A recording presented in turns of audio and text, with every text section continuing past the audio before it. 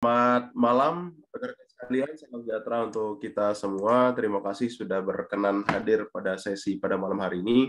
Ini lebih kepada sharing. Kita ingin mendengarkan, tentu bukan hanya dari saya harusnya ya, tapi saya pikir peserta sekolah beasiswa 4 ini begitu bervariasi sekali dan ada begitu banyak yang saya lihat juga di CV-nya sudah punya berbagai macam pengalaman dinamika berbeasiswa ya, mulai dari ya S1 barangkali dan S2 barangkali juga ada senior-senior saya di sini. Mohon berkenan nanti kalau misalnya ingin sharing, jadi bukan hanya dari saya, harapannya ada pengalaman yang dari teman-teman dapatkan juga bisa saya pikir sangat bermanfaat untuk peserta yang lain ya. Pada malam hari ini saya hanya membuat beberapa slide yang cukup normatif ya dalam konteks beasiswa. Namun tentu saya mengucapkan terima kasih atas kesempatan diberikan Pak Rizal selaku manajer sekolah beasiswa. Mas Ferdi, terima kasih sudah berkenan mengantar forum pada malam hari ini. Dan sekali lagi rekan-rekan sekalian, nanti saya punya 2 challenge barangkali. Yang pertama, saya ingin ada yang sharing dari teman-teman, mungkin ada pengalaman pernah interview, baik itu konteks beasiswa atau yang akademik mungkin ya, yang lebih relevan. Kemudian yang kedua, nanti saya menantang atau men-challenge teman yang ingin simulasi. Jadi saya persilahkan bagi yang ingin simulasi, mungkin satu yang case dalam negeri dan satu case kira-kira luar negeri pakai bahasa Inggris gitu. Kalau dalam negeri mungkin kita bisa bahasa Indonesia. Dan peserta sekalian yang tidak simulasi berharap bisa menjadi interviewernya, kira-kira begitu.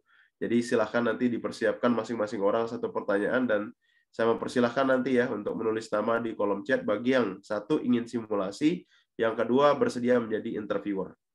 Oke, jadi saya buka kesempatan di awal dan silahkan tulis nama langsung di chat, nanti minta tolong Mas Ferdi yang akan mengadministrasi siapa yang akan simulasi dan siapa yang akan menjadi interviewer. Tentu saya dan Pak Rizal barangkali bisa terlibat. Ini challenge di akhir nanti teman-teman sekalian ya, biar kita langsung praktis ya. Dari sana barangkali kita bisa saling mengkoreksi mana yang bagus, mana yang perlu diperbaiki, dan seterusnya. Ya, mengawali sesi ini, Bapak Ibu sekalian, mohon izin, kami persilahkan Bapak Ibu mengunjungi website ini. Saya punya satu survei pertanyaan. Ya, silahkan diklik di browser masing-masing Bapak Ibu, baik itu di Mozilla dan seterusnya. Bapak Ibu klik www.menti.com. Apa terlihat jelas di layar? Jelas, Pak Sam. Ya, kunjungi website ini www.menti.com dan gunakan passcode ini, masukkan kode ini 86660620. Nah, silahkan diketik jawabannya sesingkat mungkin tetapi jelas. Kita akan melihat kira-kira menurut teman-teman sekalian, Bapak Ibu sekalian, apa pertanyaan tersulit yang biasanya muncul dalam wawancara beasiswa. Kalau belum punya pengalaman wawancara, barangkali spekulasi aja, asumsi kira-kira apa nih pertanyaan yang bakalan ribet untuk dijawab. Oke, saya mulai 1 menit dari sekarang. Silakan Bapak Ibu kunjungi website tersebut, masukkan kodenya dan tulis jawabannya. Kita akan lihat apa yang paling sering muncul atau yang paling sulit barangkali peserta sekolah beasiswa kira-kira hadapi nanti pada saat wawancara. Atau mungkin kalau sudah ada punya pengalaman, bisa langsung di-sharing di sini. Silahkan, ada yang sudah berhasil ini atau belum? Saya belum melihat ada jawaban, sepertinya belum ada yang masuk. Jadi www.menti.com dan silahkan masukkan kodenya, lalu tulis jawaban Bapak Ibu sekalian. Oke, apakah sudah ada yang mulai menulis? Saya coba lihat. Ini sudah ada nih, masuk satu nih. Pertanyaan soal materi atau akademik berkaitan dengan materi di course-nya. Ini nih.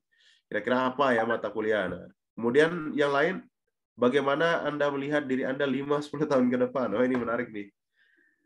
Oke, harus benar-benar kita punya goal yang sangat clear nih. Nah, ini apa nih? Oke, sudah mulai banyak yang masuk. What have you done to contribute to society? Ya, ini tentang kontribusi, betul. Kemudian lain, kenapa Anda harus memilih, kenapa kami harus memilih Anda? Wah, ini. Why? Ini sama. Why you deserve to be accepted in the scholarship? What is your proposed research? Oke, for master program. Apalagi nih, kelebihan apa yang Anda miliki? Tanpa terlihat terlalu sombong, itu gimana cara menjawabnya? Ini menarik nih, nanti kita coba address nih. Terus yang lain silahkan, masih ada waktu sekitar beberapa detik lagi Bapak Ibu. Ini udah muncul nih, kira-kira kalau kita capture peserta sekolah beasiswa ini nih, hal-hal yang worrying ya, yang menakutkan kalau kita wawancara beasiswa. Ketika terpuruk, bagaimana Anda bisa bangkit? Wah, membangun diri. Describe yourself. Ini bingung jawabannya pakai apa ya? Ini di awal banget tadi. Tolong ceritakan diri Anda atau gambarkan tentang diri Anda. Oke. Oke, saya coba capture ya. Kira-kira ada lagi nggak ya yang menjawab? Saya masih persilahkan. Mungkin sekitar 10 detik lagi. Oke. Oke. Kira-kira ini ya. Saya udah dapat gambaran nih. Kira-kira itu pertanyaan yang biasanya agak susah untuk dijawab. Wah, ini ada berapa yang masuk juga nih. Saya bacakan. Kontribusi Anda ya, kenapa Anda cocok mendapat beasiswa ini, kenapa Anda harus memilih beasiswa ini. Oke. Masih mirip ya, jadi masih udah agak stagnan ya dari jawaban tadi. Ya, Bapak Ibu, rekan-rekan sekalian, saya akan coba mulai dari hal yang sederhana. Tadi saya sudah coba capture. Bisa terlihat jelas di layar Bapak Ibu, rekan-rekan sekalian? Sangat jelas. Oke. Sangat jelas. Ya, ini kita sudah mulai tadi dan kita sudah sama-sama membaca tadi, kira-kira itu pertanyaan yang sangat mengkhawatirkan ya ketika wawancara beasiswa.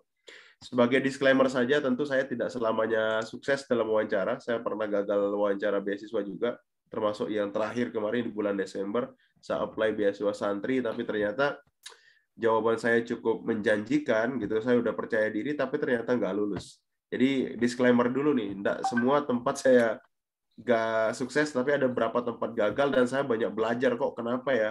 Pada saat misalnya kita merasa sudah pernah atau mampu menjawabnya, tapi kita coba mencari missing link di mana nih kira-kira. Oh, ternyata saya agak kurang pada poin atau menjawab substansi dari beasiswa santri. Kebetulan saya apply kemarin untuk S3 dengan tujuan Columbia University. Oh, ada yang mau menyanyi.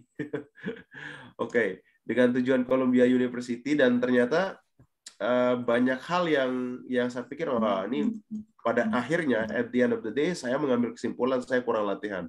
Tadi benar banget Pak Rizal menyampaikan itu. Saya benar-benar kurang simulasi dan hanya 2-3 kali simulasi bersama teman dan ternyata that's not really enough. Itu sangat-sangat nggak cukup. Gitu. Padahal kondisinya pada saat itu saya wawancara jam 9, saya mendapatkan kabar gembira dari salah satu potential supervisor di Columbia Uni, dan dia menerima saya untuk menjadi supervisornya pada jam 8 pagi sebelum jam 9 wawancara. Jadi saya dapatkan confirmation letter dari beliau, menyatakan bersedia untuk menjadi supervisor. Nah, ternyata pertanyaan yang paling saya antisipasi itu ditanyakan pada saat wawancara, yaitu kenapa Anda apply ke Columbia Uni, sementara ini kampus top dan ya agak susah untuk diterima menjadi mahasiswa di sana dan supervisor agak sulit untuk diakses gitu. Lalu saya jawablah bahwa ternyata jam 8 tadi pagi saya mendapatkan confirmation letter dari supervisornya bahwa beliau bersedia mengkonfirmasi atau menjadi supervisor saya.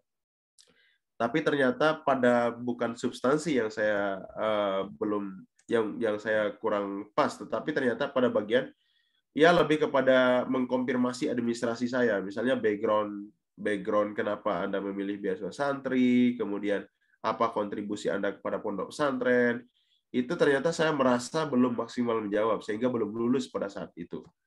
Sehingga Bapak Ibu rekan-rekan sekalian, saya menyimpulkan ternyata kira-kira wawancara itu apapun beasiswanya ya, saya coba pelajari teman-teman yang wawancara Fulbright misalnya, kemudian LPDP tentu saya ada pengalaman itu, dan di Seraya selama 3 sekolah beasiswa ini udah hampir sekitar 20-an lebih ya yang lolos beasiswa LPDP, baik dalam maupun luar negeri, dan selama kita simulasi wawancara, ya kira-kira nggak akan jauh dari dua hal ini, yaitu wawancara itu ingin mengkonfirmasi substansinya, dan yang kedua wawancara itu ingin mengkonfirmasi administrasinya. Nah, ketika dulu 2019 di NTB kebetulan ada beasiswa gubernur ya, dan 2019 kita mulai coba menjadi tim interview pada saat itu pewawancara, dan saya menyusun beberapa instrumen untuk wawancara. Saya juga menyusun tidak jauh-jauh dari substansi ini gitu. Kemudian yang terakhir misalnya ketika saya wawancara pemilihan mahasiswa prestasi yang diadakan oleh Perhimpunan Pelajar Indonesia di Malaysia, PPIM, yang akhir tahun kemarin, bulan 10-11 kemarin, Nah, itu juga begitu. Ketika kita coba mewawancara, ini ada yang S1 kan, pemilihan mahasiswa prestasi S1 dan S2. Lalu kita juga menyusun instrumen wawancara tidak jauh-jauh dari ini. Kita ingin ngecek substansinya, apakah dia menguasai bidang tersebut, dan yang kedua kita ingin mengecek administrasinya.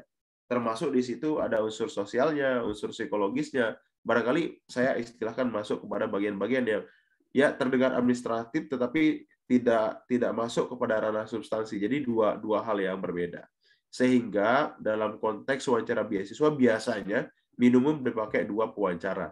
Satu ingin mengkonfirmasi substansinya atau 2 barangkali substansi, dan satu lagi ingin mengkonfirmasi administrasinya. Sampai di sini suara saya masih jelas, Mas Ferdi? Sangat-sangat jelas. Oke. Silakan dilanjut. Ya. Nah, adapun kategorisasi pertanyaan, kira-kira pertama itu ada pertanyaan yang berkaitan dengan tentang diri kita pasti ya. Itu menanyakan komitmen diri, identitas diri, dan seterusnya. Kemudian ada pertanyaan yang ingin menanyakan tentang purpose study kita. Kita ingin ngambil program studi apa dan di kampus mana gitu. Kemudian termasuk sana background kenapa mengambil program studi tersebut. Kemudian ada juga pertanyaan seputar aktivitas saat ini gitu. Seandainya kita misalnya menjadi seorang asisten dosen ya jelaskan.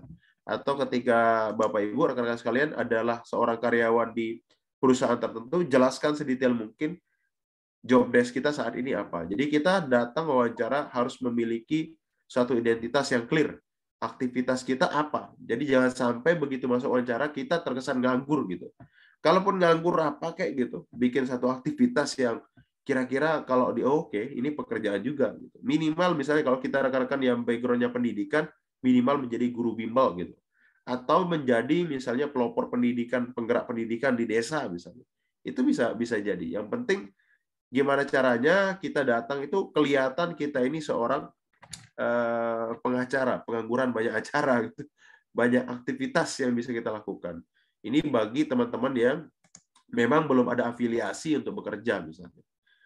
Selain itu, ada juga pertanyaan tentu yang berkaitan dengan pengalaman akademik gitu. Kalau misalnya sedang apply beasiswa S2, berarti selama S1 itu ngapain aja.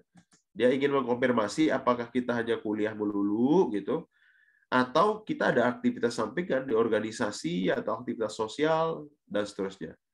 Kemudian yang beasiswa S1 ya tentu akan melihat bagaimana dulu ya di SMA sederajat gitu.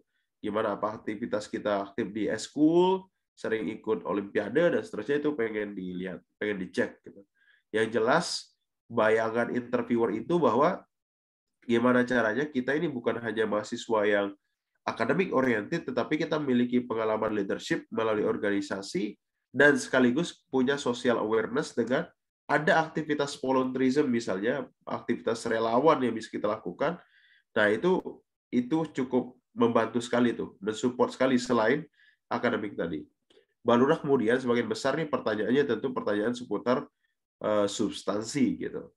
Hal-hal lain yang bersifat misalnya sosial atau mengecek psikologis ya tentu bisa masuk di beberapa item-item besar pertanyaan ini. Misalnya ketika bertanya tentang komitmen diri, ya tentu ini banyak unsur psikologinya barangkali yang akan dimasukkan gitu. Sehingga psikolog biasanya dipasang sebagai interviewer untuk mengecek personality gitu. Apakah kita personally fit, kemudian socially fit gitu, psychologically fit gitu. Itu yang pengen dicek oleh interviewer tersebut. Oke, rekan-rekan sekalian, saya coba capture tadi itu beberapa pertanyaan yang ada di Mentimeter survei tadi itu. Kira-kira ini ya, mirip-mirip lah ya dengan yang Bapak Ibu rekan-rekan sampaikan di survei tadi. Ini ada pertanyaan pastinya tentang diri kita nih, tell us about yourself. Kemudian yang sering terjadi di sini adalah banyak yang tidak benar-benar mampu mendefinisikan dirinya dengan sempurna. Lebih terlalu banyak informasi juga kadang-kadang nggak bagus gitu, terlalu detail untuk menceritakan diri gitu. Ambil poin-poin aja, minimal ada nama pastinya. Kemudian jelas kita dari mana, sekarang tinggal di mana, dan bekerja di mana sebagai apa. Plus background study serta mau melamar atau mau studi di mana. Kira-kira itu. Kemudian baru akan nanti biasanya kalau kita udah menyentuh pengen belajar di mana, pasti ada pertanyaannya kenapa gitu. Kenapa mengambil background tersebut, bidang tersebut, kenapa universitas tersebut. yang banyak terjadi, ini hal-hal yang perlu diantisipasi ya. Yang banyak terjadi adalah ini hanya alasan yang sifatnya minor yang disampaikan, gitu. Bukan alasan substansial gitu. Kenapa misalnya bidangnya yang diambil itu unggul di universitas tersebut, ketimbang hanya kemudian menyebutkan saya pengen di sana karena ingin nuansa yang berbeda misalnya. Ya tentu bukan, that's not really enough. Itu nggak cukup ya untuk menjadi jawaban kita gitu. Tetapi perlu ada alasan substansial gitu. Misalnya dari segi ranking universitasnya, dari segi ranking program studinya, dari barangkali ada expert yang memang kita cari di sana gitu. Itu bisa dilihat kenapa memilih bidang tersebut. Ya, tadi kemudian ada juga yang menyentuh tentang topik riset. Ini juga penting ya. Kita harus be clear when you come to the interview session, so you have to be clear with the research proposal. So bukan hanya topik, but sampai proposalnya ya, sampai metodologinya kita udah jelas. Kita mau meneliti bagaimana nih cara menelitinya, data collection method ya kira-kira seperti apa. Ini udah jelas, baru dikatakan clear with your proposal. Tapi kalau hanya baru topik yang kita cari, tapi nanti begitu diperdalam misalnya, so how's the methodology? Dan kita nggak bisa menjawab, itu juga dianggap kita belum menguasai betul gitu. Kita belum ready untuk melakukan studi. Terlebih bagi teman-teman yang mengambil master by research misalnya, atau teman-teman yang S3 ini udah harga mati nih. Kalau kita yang S3 nih pengen apply atau pengen datang ke wawancara, ya harus sangat-sangat jelas dengan itu. Otherwise, mereka akan benar-benar critically ya terkait dengan proposal riset kita.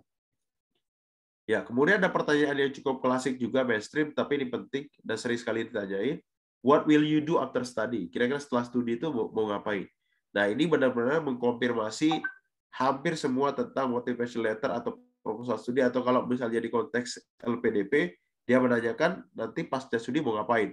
Ini benar-benar harus be clear ya. Sorry.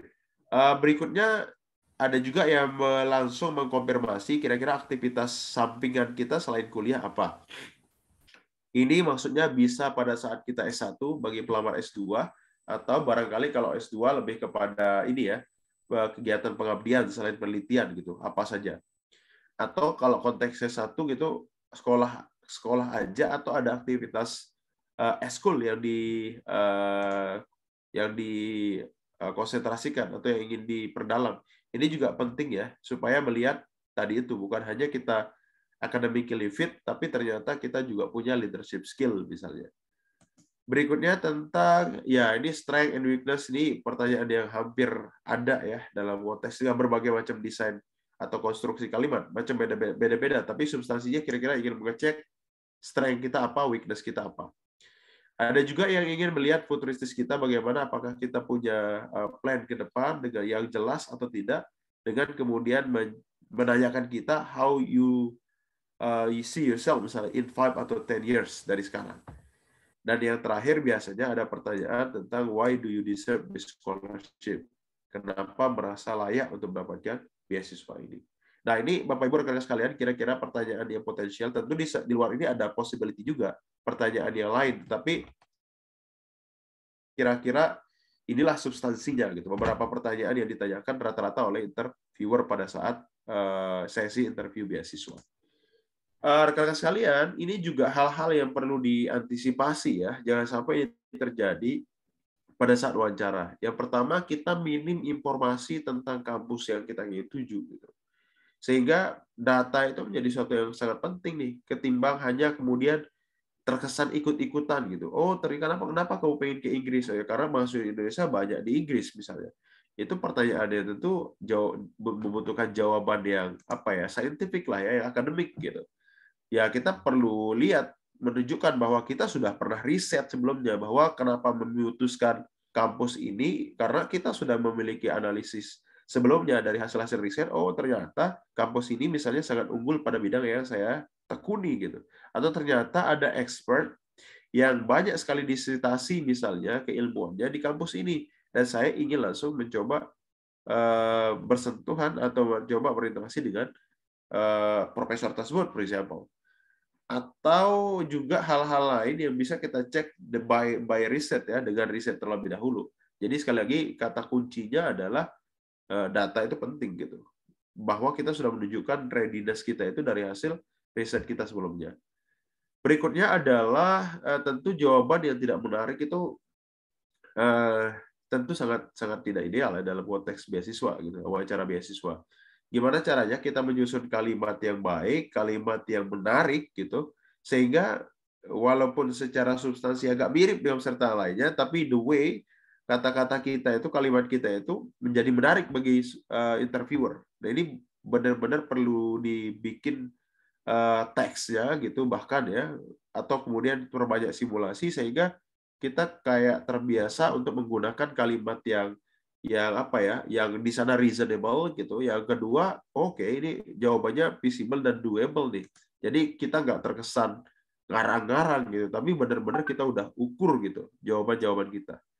Berikutnya adalah PC-nya mudah digoyang gitu. Nah, ini juga sampai digertak sedikit, udah agak ini goyang gitu.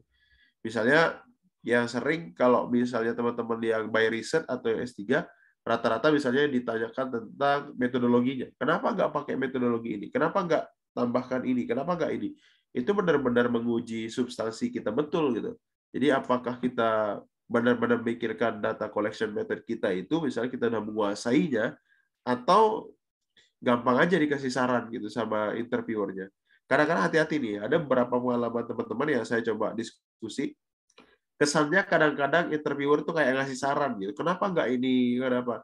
Nah, kalau kita take account terus, oh iya, iya, tanpa kemudian kita berargumentasi bahwa apa yang sudah kita tuliskan dalam proposal study kita itu cukup, misalnya metodologinya, atau mungkin kalau ingin tambah tapi tidak langsung mengganti yang sebelumnya, hanya sebenarnya memodifikasi, ya itu hati-hati tuh. Pada titik itu kadang-kadang kalau kita benar-benar, oh iya, ya, dikasih saran terus, ya itu dianggap kita tidak memiliki defense gitu, kita tidak mempertahankan apa yang sudah kita buat dalam proposal riset tersebut gitu. Nah, rata-rata dalam konteks S3, Bapak Ibu rekan sekalian hati-hati nih, karena saya beberapa kali berdiskusi dengan teman-teman yang S3, banyak yang dikejar di bagian itunya. Ya ini masuk ke yang keempat, ini tidak memahami metode ya, ini perlu juga nih. Jadi menyusun atau menyiapkan topik riset itu bukan hanya topiknya, tapi sampai sedetail-detailnya, minimal sampai proposal. Berikutnya adalah tata bahasa, itu sangat penting, terutama bahasa Inggris nih, rekan-rekan sekalian, ya harus ya menggunakan bahasa Inggris yang baik dan benar gitu, yang usahakan grammatically minor gitu kesalahannya. Sehingga bukan pertanyaan sih harusnya bilang bahwa Pak, kalau wawancara beasiswa kita tuh luar negeri, apa harus pakai bahasa Inggris? Bukan harus pakai, karena memang dia ingin ngecek bahasa Inggris kita juga gitu. Jangan-jangan skor TOEFL kita aja yang tinggi, tapi begitu dicek bahasa Inggrisnya kita nggak bisa ngomong misalnya. Ya itu pasti jadi pertanyaan juga, sehingga pastikan Bapak Ibu rekan sekalian, kalau benar-benar itu jalur luar negeri dan masih merasa kurang di speaking, sementara waktu wawancara misalnya sudah dekat, so please, gimana caranya Bapak Ibu minimal membuat teks hafalin gitu, yang kira-kira akan ditanyakan di wawancara. Minimal bagian itu, minimal hafal atau lancar dalam menjawab pertanyaan-pertanyaan di wawancara tersebut gitu. Walaupun misalnya tentu ada banyak kemungkinan bahwa poin-poinnya berbeda, tapi paling nggak kalau kita udah siapkan kira-kira seperti ini desain pertanyaannya dan ini desain jawaban kita dan itu dihafalkan nggak apa-apa, ya itu minimal itu membuat Bapak Ibu terlihat atau tampil lancar gitu di depan interviewer, minimal itu gitu, daripada sama sekali nggak mempersiapkan kemudian udah lebih mending bahasa Indonesia. Jadi bukan hanya lebih mendingnya yang dilihat, tetapi pengen ngecek juga sebenarnya tata bahasa, kemudian kemampuan speaking kita itu bagaimana, mampu nggak kita mengconvince interviewer gitu. Jadi sekali lagi bahasa itu penting. Berikutnya Bapak Ibu, apakah masih terdengar jelas suara saya, Mas Ferdi? Sangat terdengar jelas. Oke, saya lanjut ya. Nah, ini persiapan secara umum Bapak Ibu. Yang pertama tentu tampil meyakinkan dan sopan. Meyakinkan dalam artian ya confidence gitu ya, percaya diri, ini normatif sekali. Kemudian sopan ya, standar sopan ya masing-masing lah ya, cuma ya standar secara umum aja, universal aja kita pakai sopan ya. Artinya gimana caranya terlampir rapi, bersih gitu, kira-kira gitu. Kemudian kenali diri dengan baik. Jadi begitu kita masuk ke ruang interview itu atau lewat Zoom misalnya, pastikan kita udah hafal CV kita. Jadi banyak orang yang bikin CV panjang banget tapi nggak ngerti gitu, nggak hafal CV-nya. Nggak hafal itu CV-nya maksudnya gini, tahun berapa, punya pengalaman apa misalnya. Itu kan kadang-kadang ribet juga ngingetnya. Tapi ternyata harus be clear. Karena pada saat wawancara saya pernah ditanya tuh, oh iya, pada saat selesai studi S2 Anda ngapain? Nah, itu kan apa ya? Mungkin sampai saking kita banyak multitasking gitu, kadang-kadang kita menjawab bukan dengan jawaban yang substansial, sehingga kita lebih menjawab aktivitas minernya duluan kita sebut. Padahal dia pengen mengkonfirmasi benar nggak sih saya pada saat itu misalnya ngajar kursus atau ngajar di pondok pesantren misalnya, ngajar bahasa Inggris di sana. Itu sering overlap gitu. Kalau kita nggak benar-benar hafal motivation letter kita, CV kita itu, apa yang kita taruh di tahun berapa, misalnya aktivitas itu penting untuk diketahui ya. Berikutnya adalah motivation letter, pastinya nih harus kenali juga kita nulis apa di motivation letternya. Di rencana studi juga kita nulis apa, semester berapa ngapain misalnya, atau ngambil mata kuliah apa, itu benar-benar harus ya di luar kepala nih, harus kita hafal gitu. Kemudian berikutnya adalah perjelas goal kita. Jadi kadang-kadang yang membuat kita gagal wawancara ini, goal kita nggak jelas. Kita ini saat ini siapa? Jadi mulai definisikan tuh, kita ini siapa saat ini, bekerja sebagai apa, dan kita ingin memperdalam apa di bidang kita ini, dan kenapa kita ingin perdalam. Itu ada satu problem kan, kita berangkat dari suatu masalah atau berangkat dari satu limitasi. Saya kurang di sini nih, saya ada masalah di sini, saya pengen hadir untuk menjadi solving problemnya, jadi problem solvernya di masalah ini, atau saya punya keterbatasan di sini, limitasi, dan saya ingin lebih meningkatkan kapasitas sendiri pada bagian ini. Itulah kenapa saya mengambil bidang ini di kampus ini misalnya. Setelah itulah saya akan kembali lagi, ingat tadi berangkat dari mana. Nah, seringkali yang tidak matching adalah berangkatnya, anggaplah seorang guru punya masalah di sekolah, guru matematika punya masalah di sekolah, kok belum menemukan metode yang tepat misalnya untuk mengajar matematika di tingkat SD misalnya.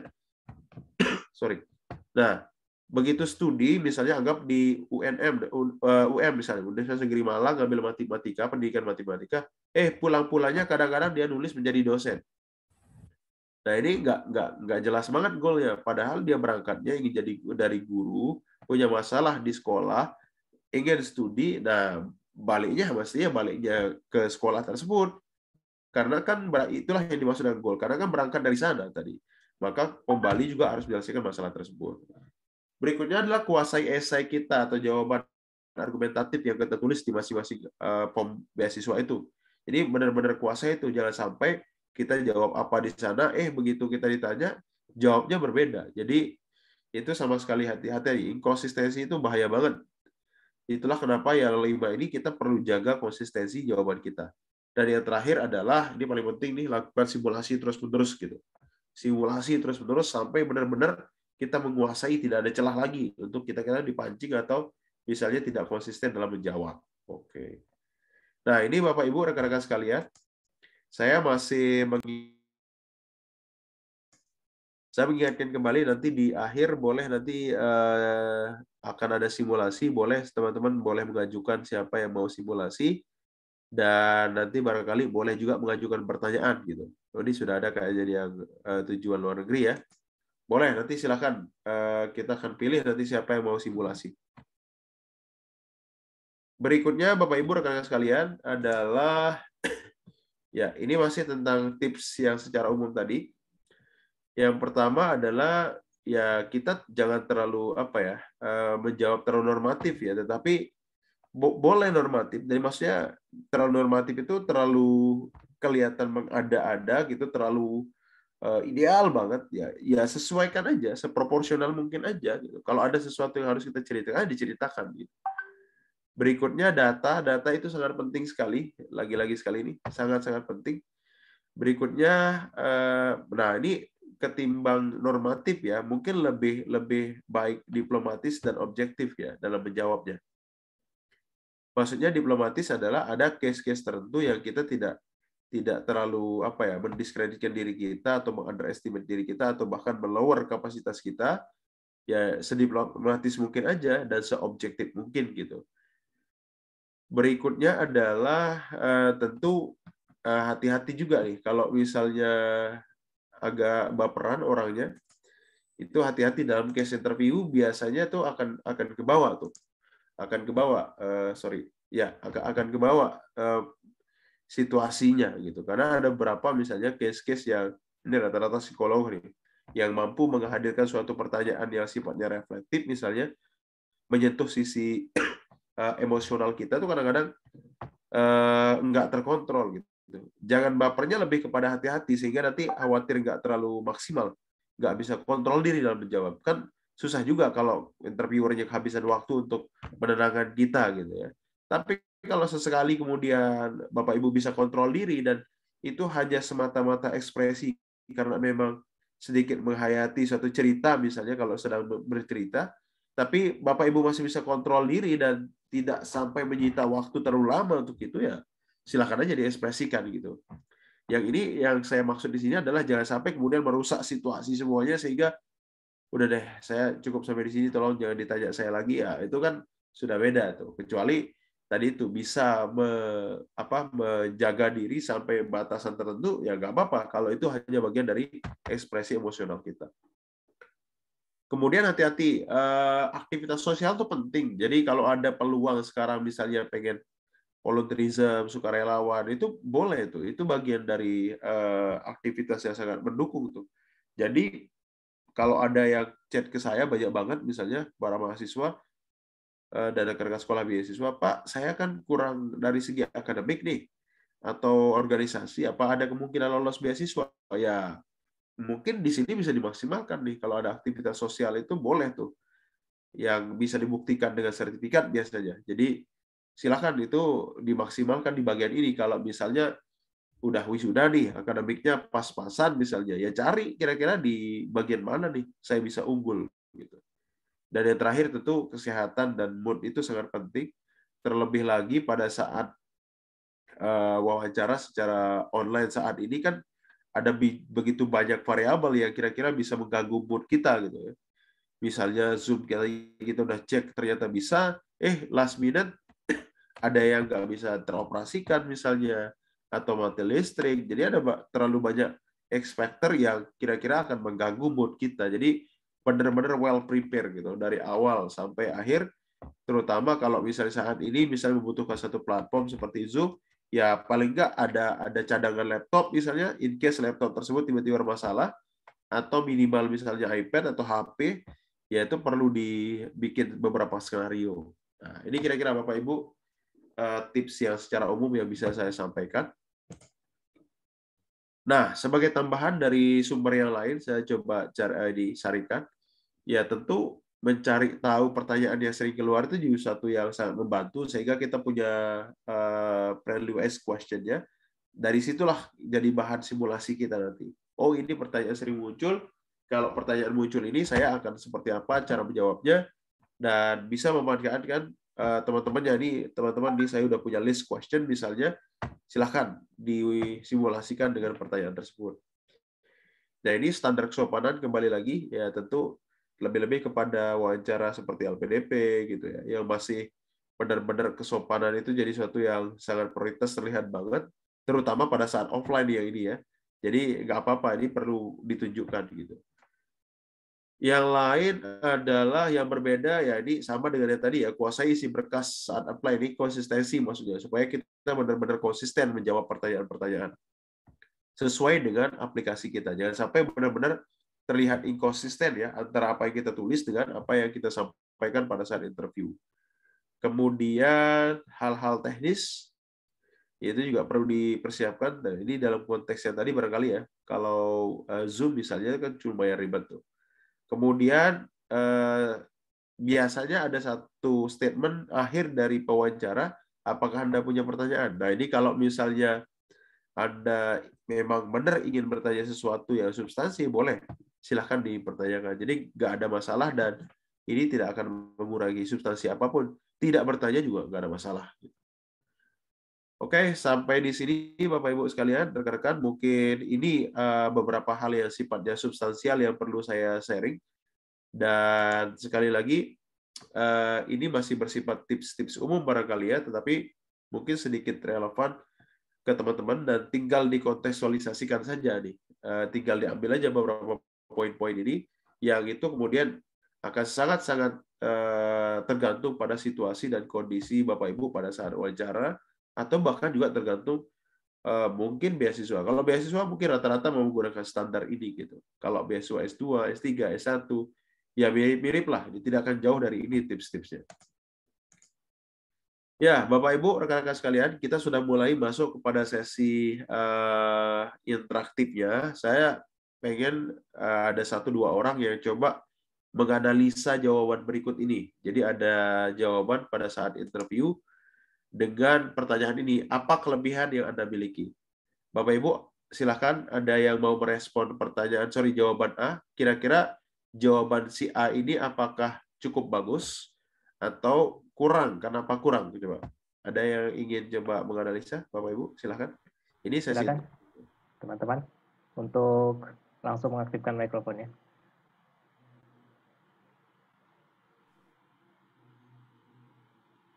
Oke, bisa dibaca dulu silahkan. Ini jawaban si A, saya adalah tipikal pekerja keras. Ini kan apa kelebihan Anda? Wih, dia bilang, saya adalah tipikal pekerja keras. Saya selalu berusaha mencapai target. Saya tidak cepat menyerah dalam mengerjakan sesuatu. Jika ada kendala, saya akan terus berusaha. Nah, ini kira-kira model jawaban seperti ini menurut teman-teman bagus nggak? Kalau bagus, kenapa bagus? Kalau enggak, kurangnya di mana? Yuk, boleh. Silahkan, teman-teman. Silakan, teman-teman. Itu jawaban yang normatif ya. Nah, boleh. Siapa? Terlalu normatif. Am I audible? Yes. Oke. Mas Faris, boleh. Oke. Kalau menurut saya yang pertanyaan jawaban yang A itu sesuatu yang apa ya? Yang kalau menurut saya I'm sorry, it's breaking up. Oh Lord.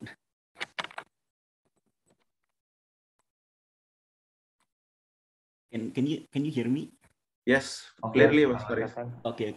Kalau menurut saya yang jawaban pertama itu they just tell tapi nggak ngasih contoh gitu. Kayak for me you are bound to tell, to elaborate your answer gitu loh. You have to show your quality itu gimana gitu loh. Kayak everyone can claim they have certain qualities, but they have to tell specifically instance yang kayak gimana qualities itu bisa dibuktikan gitu loh. Oke. Yes, that's great answer Mas Faris. Thank you. Terima kasih.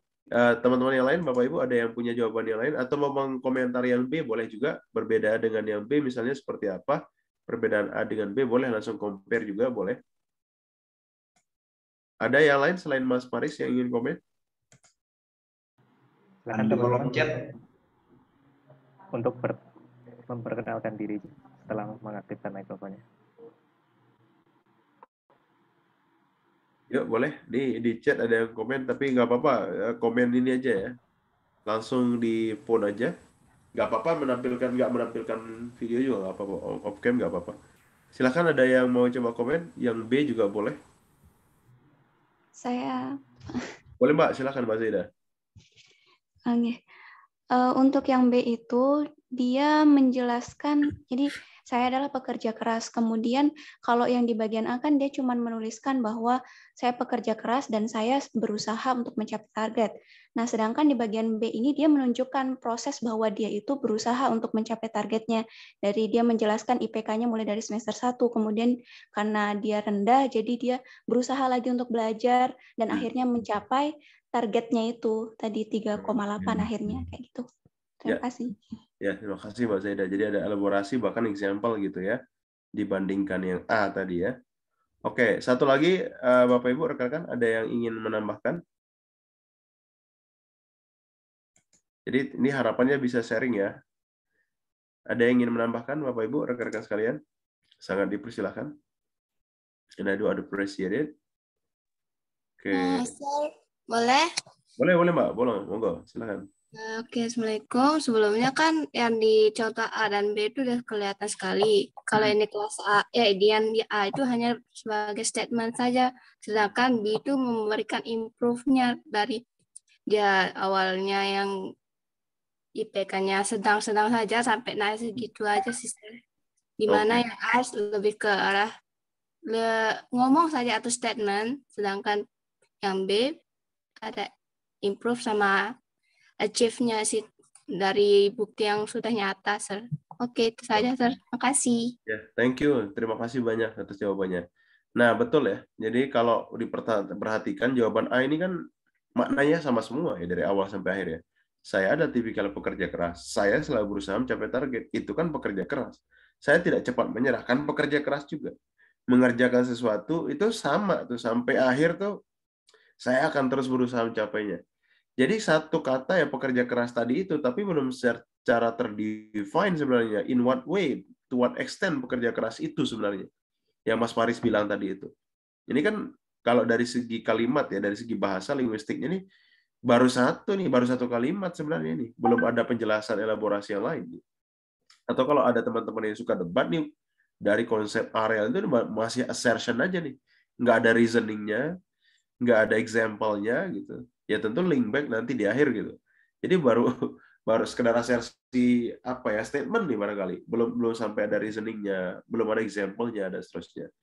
Sebaliknya ya jawaban B ini walaupun mungkin belum terlalu sempurna ya ini, tetapi dari segi dia menaruh beberapa susunan kata itu kan kelihatan beda sama asersinya ya. Oh ini ya paling nggak dia memang struggle atau memiliki kelebihan dari segi akademik nih misalnya dia bisa atau mampu mengerjakan ketertinggalannya. Oh ini berarti pejuang nih kira-kira begitu. Jadi ada lebih kelihatan visible yang B ya ketimbang yang A gitu. Oh iya ini seandainya harus memilih maka seorang interviewer itu lebih memilih B dong gitu. Dari segi jawaban tadi itu dia mampu mengelaborasi dan menunjukkan apa example dia berusaha sebagai seorang pekerja keras itu. Oke, setuju ya semua ya? Ada tambahan sebelum kita lanjut ke slide berikutnya? Oke, kalau nggak ada tambahan, saya masuk ke sini nih, misalnya. Bagaimana kalau jawaban ini, Bapak Ibu rekan sekalian nih? Describe your biggest mistake. Gitu. A few years ago, I was chosen to participate in a student design competition. Kemudian diceritain ini, the team consists of 1 person, including me. I was supposed to bring the main data for our design. However, I forgot to bring my USB that day and caused my team to get disqualified. Bayangkan. I was so embarrassed. My teacher and teammates are very disappointed in me, and so do I.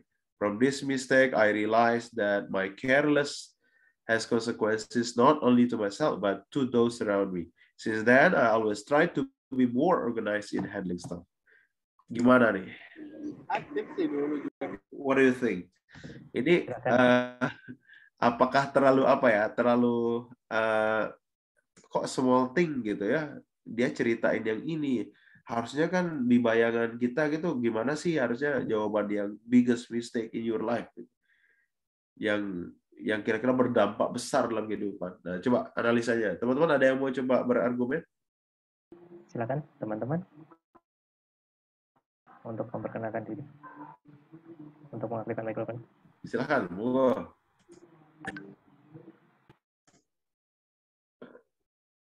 Resen juga boleh ya. Resen juga boleh langsung. Ada yang mau menjawab ini? Kira-kira menurut teman, apakah ini jawaban yang sudah oke, perfect gitu? Ada sesuatu yang perlu dikritisi dari jawaban dia gitu? Ada nggak? Monggo. Any idea? Mas Faris lagi kayaknya. Boleh saya, Pak? For me, I personally wouldn't tell this kind of question yang kalau cuman learning apa namanya yang lesson learn-nya sekecil ini, tapi apa namanya impact orang lain lebih gede gitu loh. For me, I would just what's going on? Okay, for me, I would just tell something else yang lesson learn-nya lebih gede, tapi imbas ke orang lainnya nggak separah itu gitu, not as severe seperti ini gitu. sampai didiskualifikasi. But that's just me gitu. Oke, mungkin Mas Faris akan mencari sesuatu yang berbeda gitu ya, mungkin lebih apa ya, impact-nya tuh lebih besar gitu ya, lebih long gitu. Dan konsekuensinya kelihatan betul gitu ya dalam konteks saat ini. Kurang lebih seperti itu ya, Mas Faris ya. Iya, tapi konsekuensinya bukan ke orang lain. Ke orang lain, oke. Konsekuensinya ke orang lain. Kalau ini kan konsekuensinya ke orang lain kan sampai teman-temannya disqualified. Iya. Oke. Yang lain ada komentar? Oh, saya Pak. Boleh, silakan. Dengan Mbak siapa? Nama saya Sofiani Pak.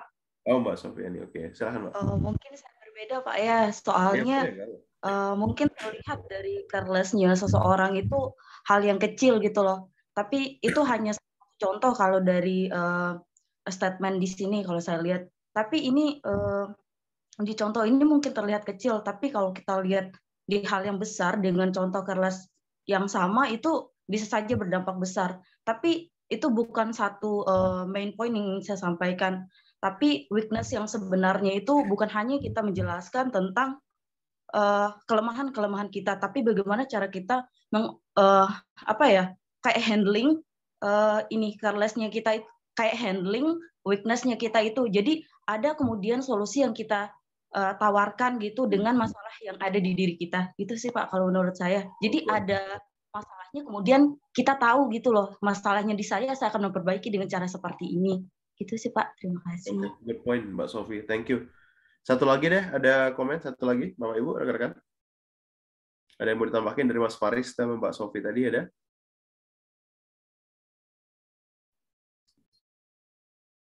Oke, kalau nggak ada, begini.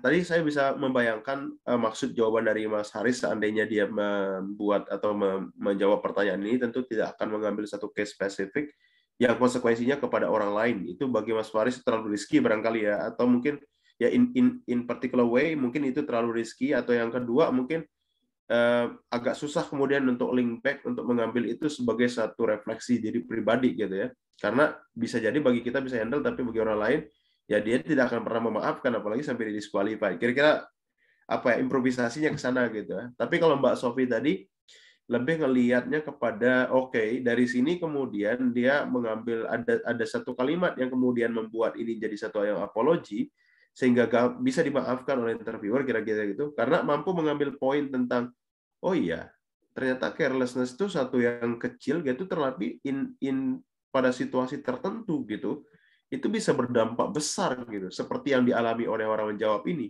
Dan dari sejak itulah kemudian itu dia benar-benar kebayang nggak sih, orang ini pasti benar-benar sejak detik ini terjadi dia akan taubat betul tentang sesuatu yang menggampangkan sesuatu yang kecil itu ya. Setelah ini dia benar-benar pasti menjadi pribadi yang tough menurut saya ya, menjadi pribadi yang sangat ini sekali, sangat care sekali tentang sesuatu yang kecil, bahkan USB sekalipun gitu.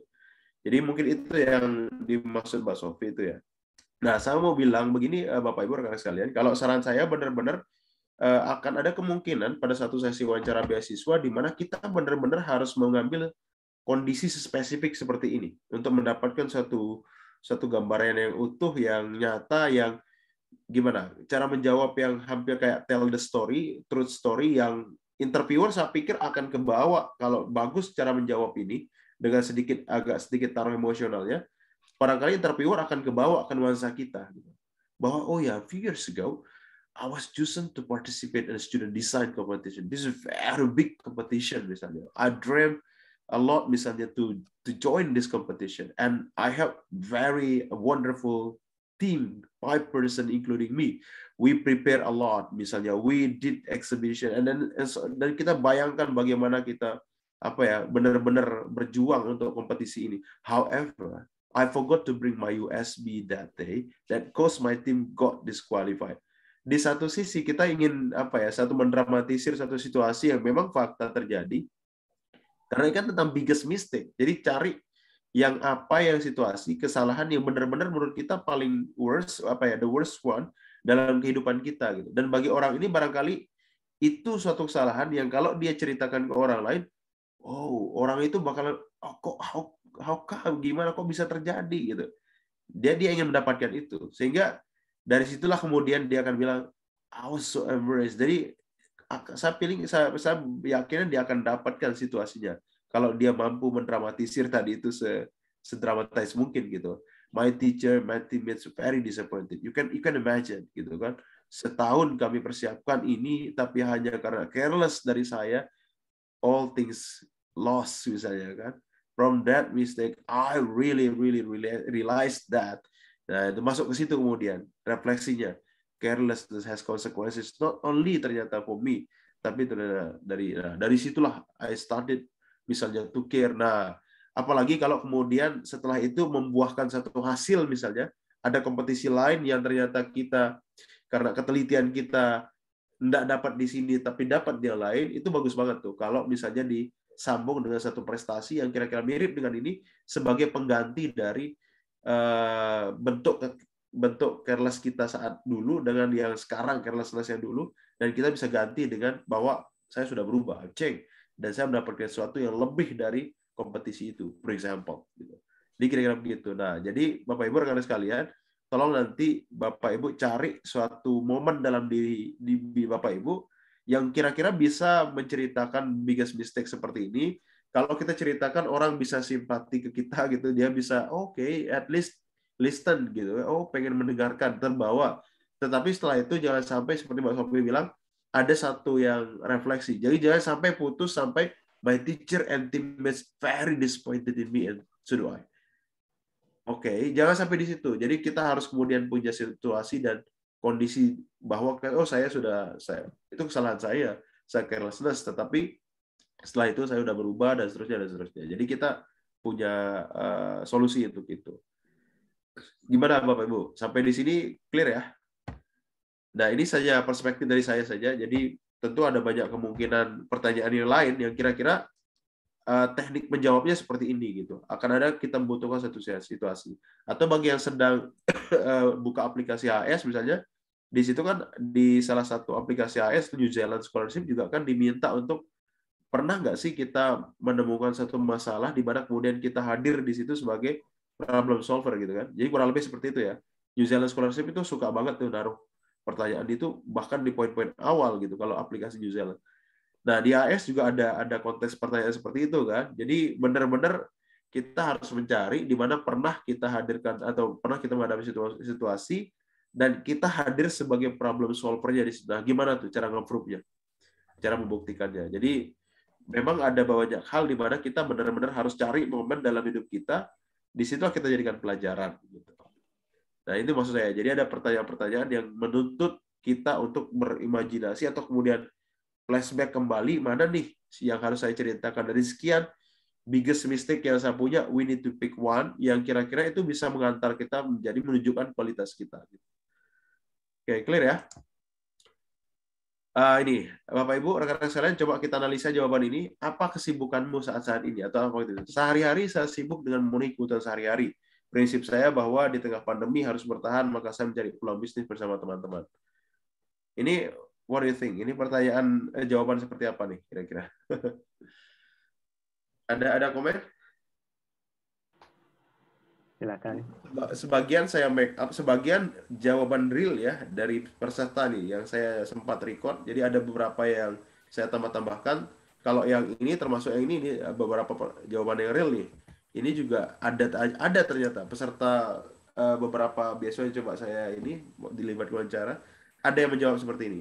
Apa aktivitas kesibukan? Ya dia bilang sehari-hari saya sibuk memenuhi kebutuhan sehari-hari. Prinsip saya bahwa tengah pandemi ya harus bertahan, kita harus berjuang katanya seingat saya. Maka saya mencari peluang bisnis bersama teman-teman. What do you think? Gimana kualitas jawaban ini? Ada yang mau komen, Bapak Ibu, rekan-rekan? Boleh, Boleh, silakan.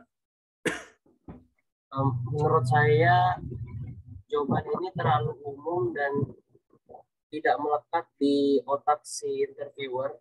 Jadi kita ngejawab ini kayaknya ribuan aplikan lain juga bisa kasih jawaban yang sama. Harusnya sih lebih didetailkan, misalnya dia bisnis apa, mungkin di mana omsetnya apa gitu, atau intinya kasih jawaban yang bisa kasih value added, poin positif ke interviewer, oh jadi kalau teringat soal ini apa jawaban kita udah terbrand, oh si Odi nih yang jawab dengan kesibukan ini. Mungkin itu pendapat saya. Iya.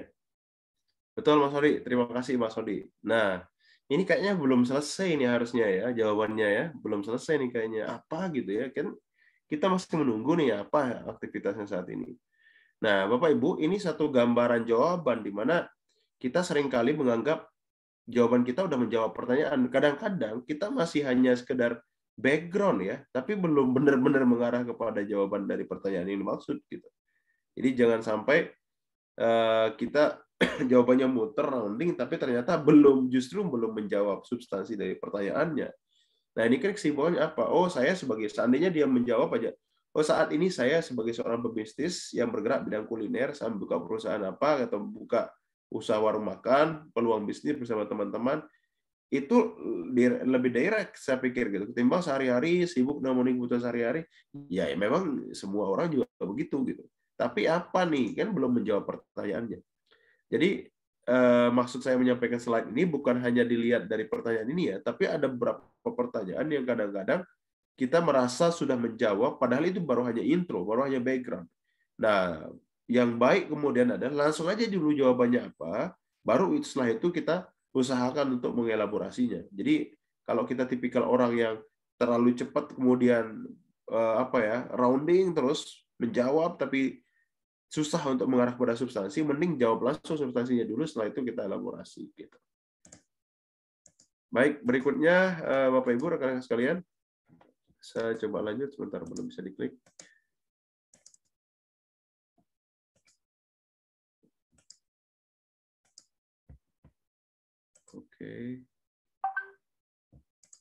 Oke, sebentar.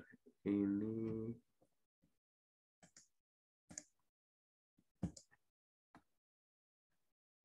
oh ya, sepertinya itu tadi simulasi yang terakhir, Bapak Ibu, rekan sekalian, dari jawaban-jawaban yang saya bisa sampaikan atau sajikan. Nah, selebihnya sebagai sebuah kesimpulan, Bapak Ibu, nah itu beberapa tips umum itu bisa dicek kembali, lalu dikontekstualisasikan ya dengan masing-masing ya. Nanti tentu sangat situasional, tergantung bagaimana simulasinya. Jadi semua yang bersifat teoritis tadi itu sebenarnya tidak akan jadi praktis kalau kemudian tidak dilaksanakan simulasi-simulasi. Nah, kemudian yang kedua, dari beberapa simulasi jawaban tadi, Bapak Ibu, kita bisa menyaksikan ada beberapa tips dan trik yang kita bisa cek, gitu, terutama di pertanyaan-pertanyaan yang sangat relevan dengan menggali kepada personal experience kita. Maka tolong dari sekarang kita siapkan kira-kira experience mana nih yang akan kita sampaikan atau akan kita ceritakan kepada interviewer. Jangan sampai kemudian pada saat ditanya itu baru kita memilih yang mana nih. Itu tidak akan benar-benar tidak akan benar-benar touching dan tidak akan benar-benar membantu menunjukkan kualitas diri kita. Sehingga kalau dibilang wawancara itu natural aja, memang natural gitu.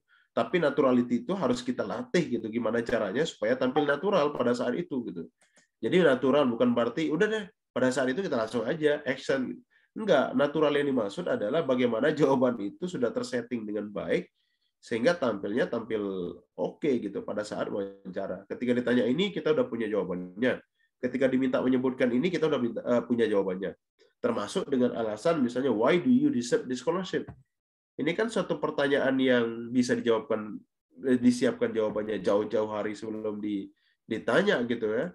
Jadi bagaimana caranya kita pengen memilih dari sekian strength yang kita punya, di mana yang mau kita sebutkan untuk menunjukkan bahwa we deserve the scholarship.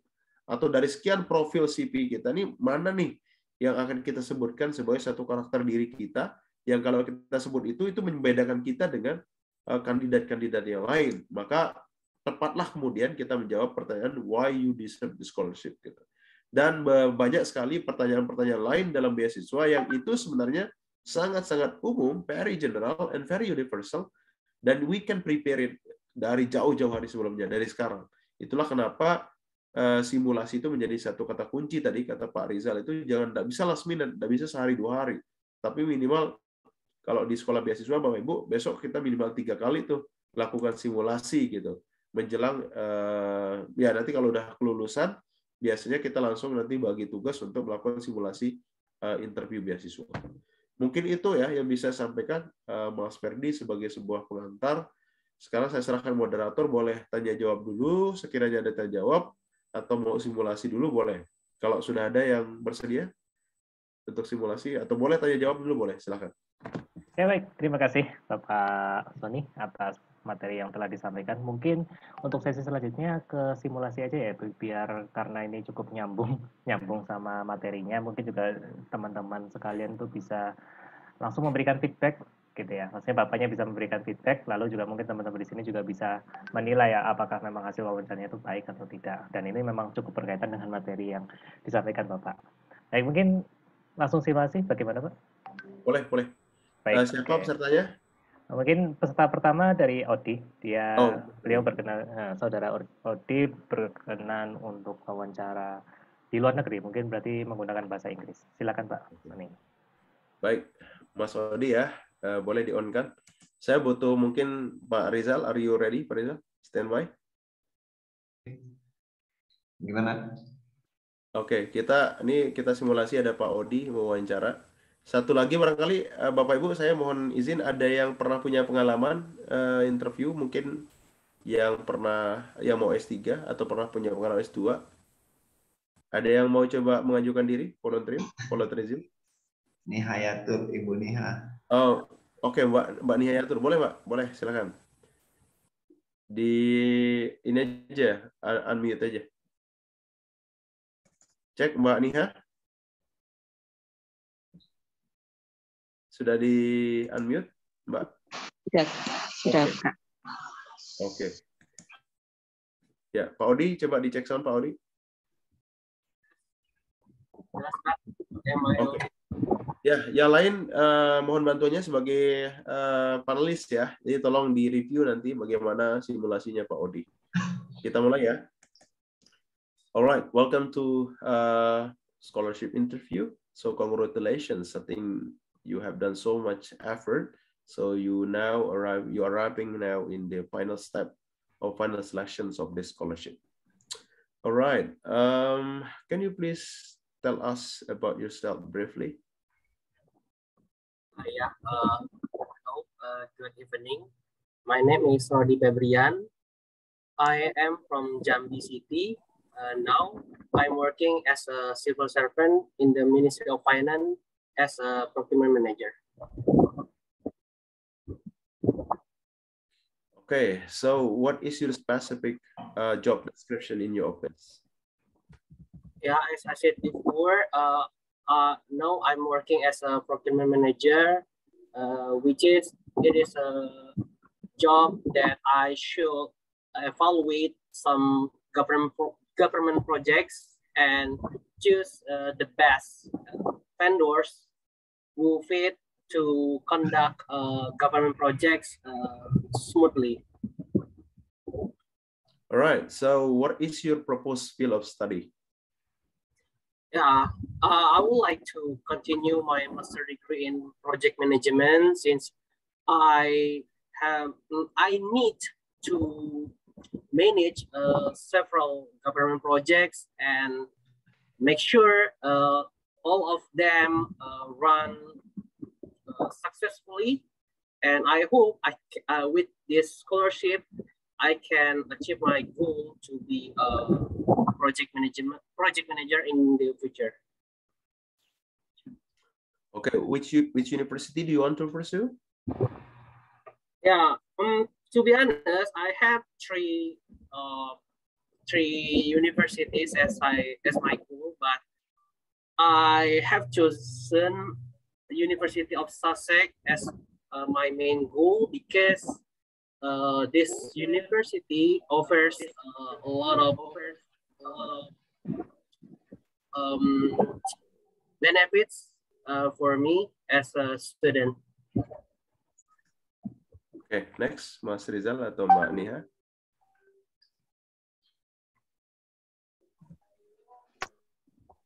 Yes. Ngomongnya di bahasa Inggris ya? Boleh, boleh. Oke, sorry kalau di rumah hujan. Let me introduce myself. My name is Nihayatur. I come from Sebentar. Bu Nia mau jadi interviewernya atau mau jadi yang diwawancara, Bu? Interview ya? Oh, bisa jadi interviewer ya? Oh ya, langsung aja, Bu. Oke. Jadi saya yang tanya ya, Kak? Ya, betul. Oke. Mr. Odi, what is your purpose study? Sorry. I know you choose project management, but which course do you prefer and why you choose that one? Yeah, talking about the course, I have done some research in my university chosen, and I really need sustainable project as my course because this not only supports me in conducting sustainable governance in my ministry, but also I can achieve, I can maintain some government projects to be sustainable, and also hopefully the level of failed tender or failed projects in Indonesia will be decreased by mastering these skills. Okay, thank you. And the next one, have you been reached out any professor there, or have you searched any research that suits your interest, such as journal written by those professors? Frankly speaking, I have not contacted directly the professors on this university, but I have read some journals of them, namely Professor John Herbert, if I'm not mistaken. Based on his journal, I'm curious to study with him about big project in London, because hopefully by study this course or his journal, I can adapt some projects in the UK, especially in London, to my tools in Ministry of Finance. This is probably the last one.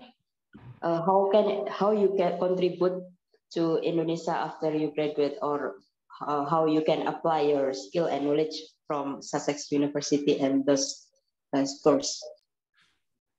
Yeah, as we know, normally I should come back to my office after I finish my study, and I have a goal to, in 2 years, I can be a project manager in my ministry.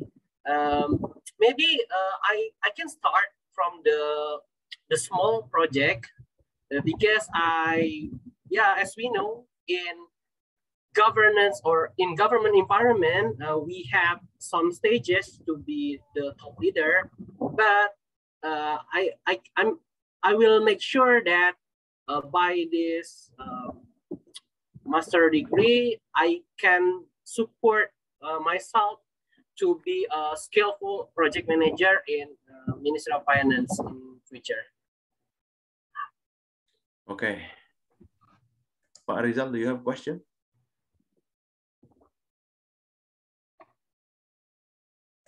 Pak Rizal, do you have a question? Okay, last question from me, Pak Odi. Why you deserve the scholarship? Yeah, to be honest, I really want to continue my study in the UK, especially this scholarship offers a 1-year master degree. To be honest, I want to reduce my duration in education time, because to be honest, I'm quite old to continue master degree, but hopefully by this scholarship, I can not only get a best education in the UK, but also I can make my duration of study will be shorter than normal time. Oke. Ya, terima kasih Pak Odi. Oke. Makasih Pak, makasih Mas. Aduh. Mantap, mantap. Monggo, ada review nggak teman-teman, Bapak Ibu? Silahkan dikomentari. Kira-kira di bagian mana tadi Pak Odi perlu improve atau bagian itu bagus barangkali kita cek. Mas Faris, monggo Mas. Do you want to say something? Okay, I suppose you raise your hand. Tapi boleh dong, boleh komen. Tadi saya lihat memperhatikan betul loh. Ada ini nggak, komen nggak? Silakan teman-teman. Tapi tidak personal ya untuk komentarnya. Dan boleh. Mungkin juga untuk Bapak Odi, mungkin saya pikir sudah cukup bagus ya. Dan silakan mungkin bagi teman-teman yang mau berkomentar. Asalkan ya ini sudah percobaan pertama yang sangat bagus sebenarnya.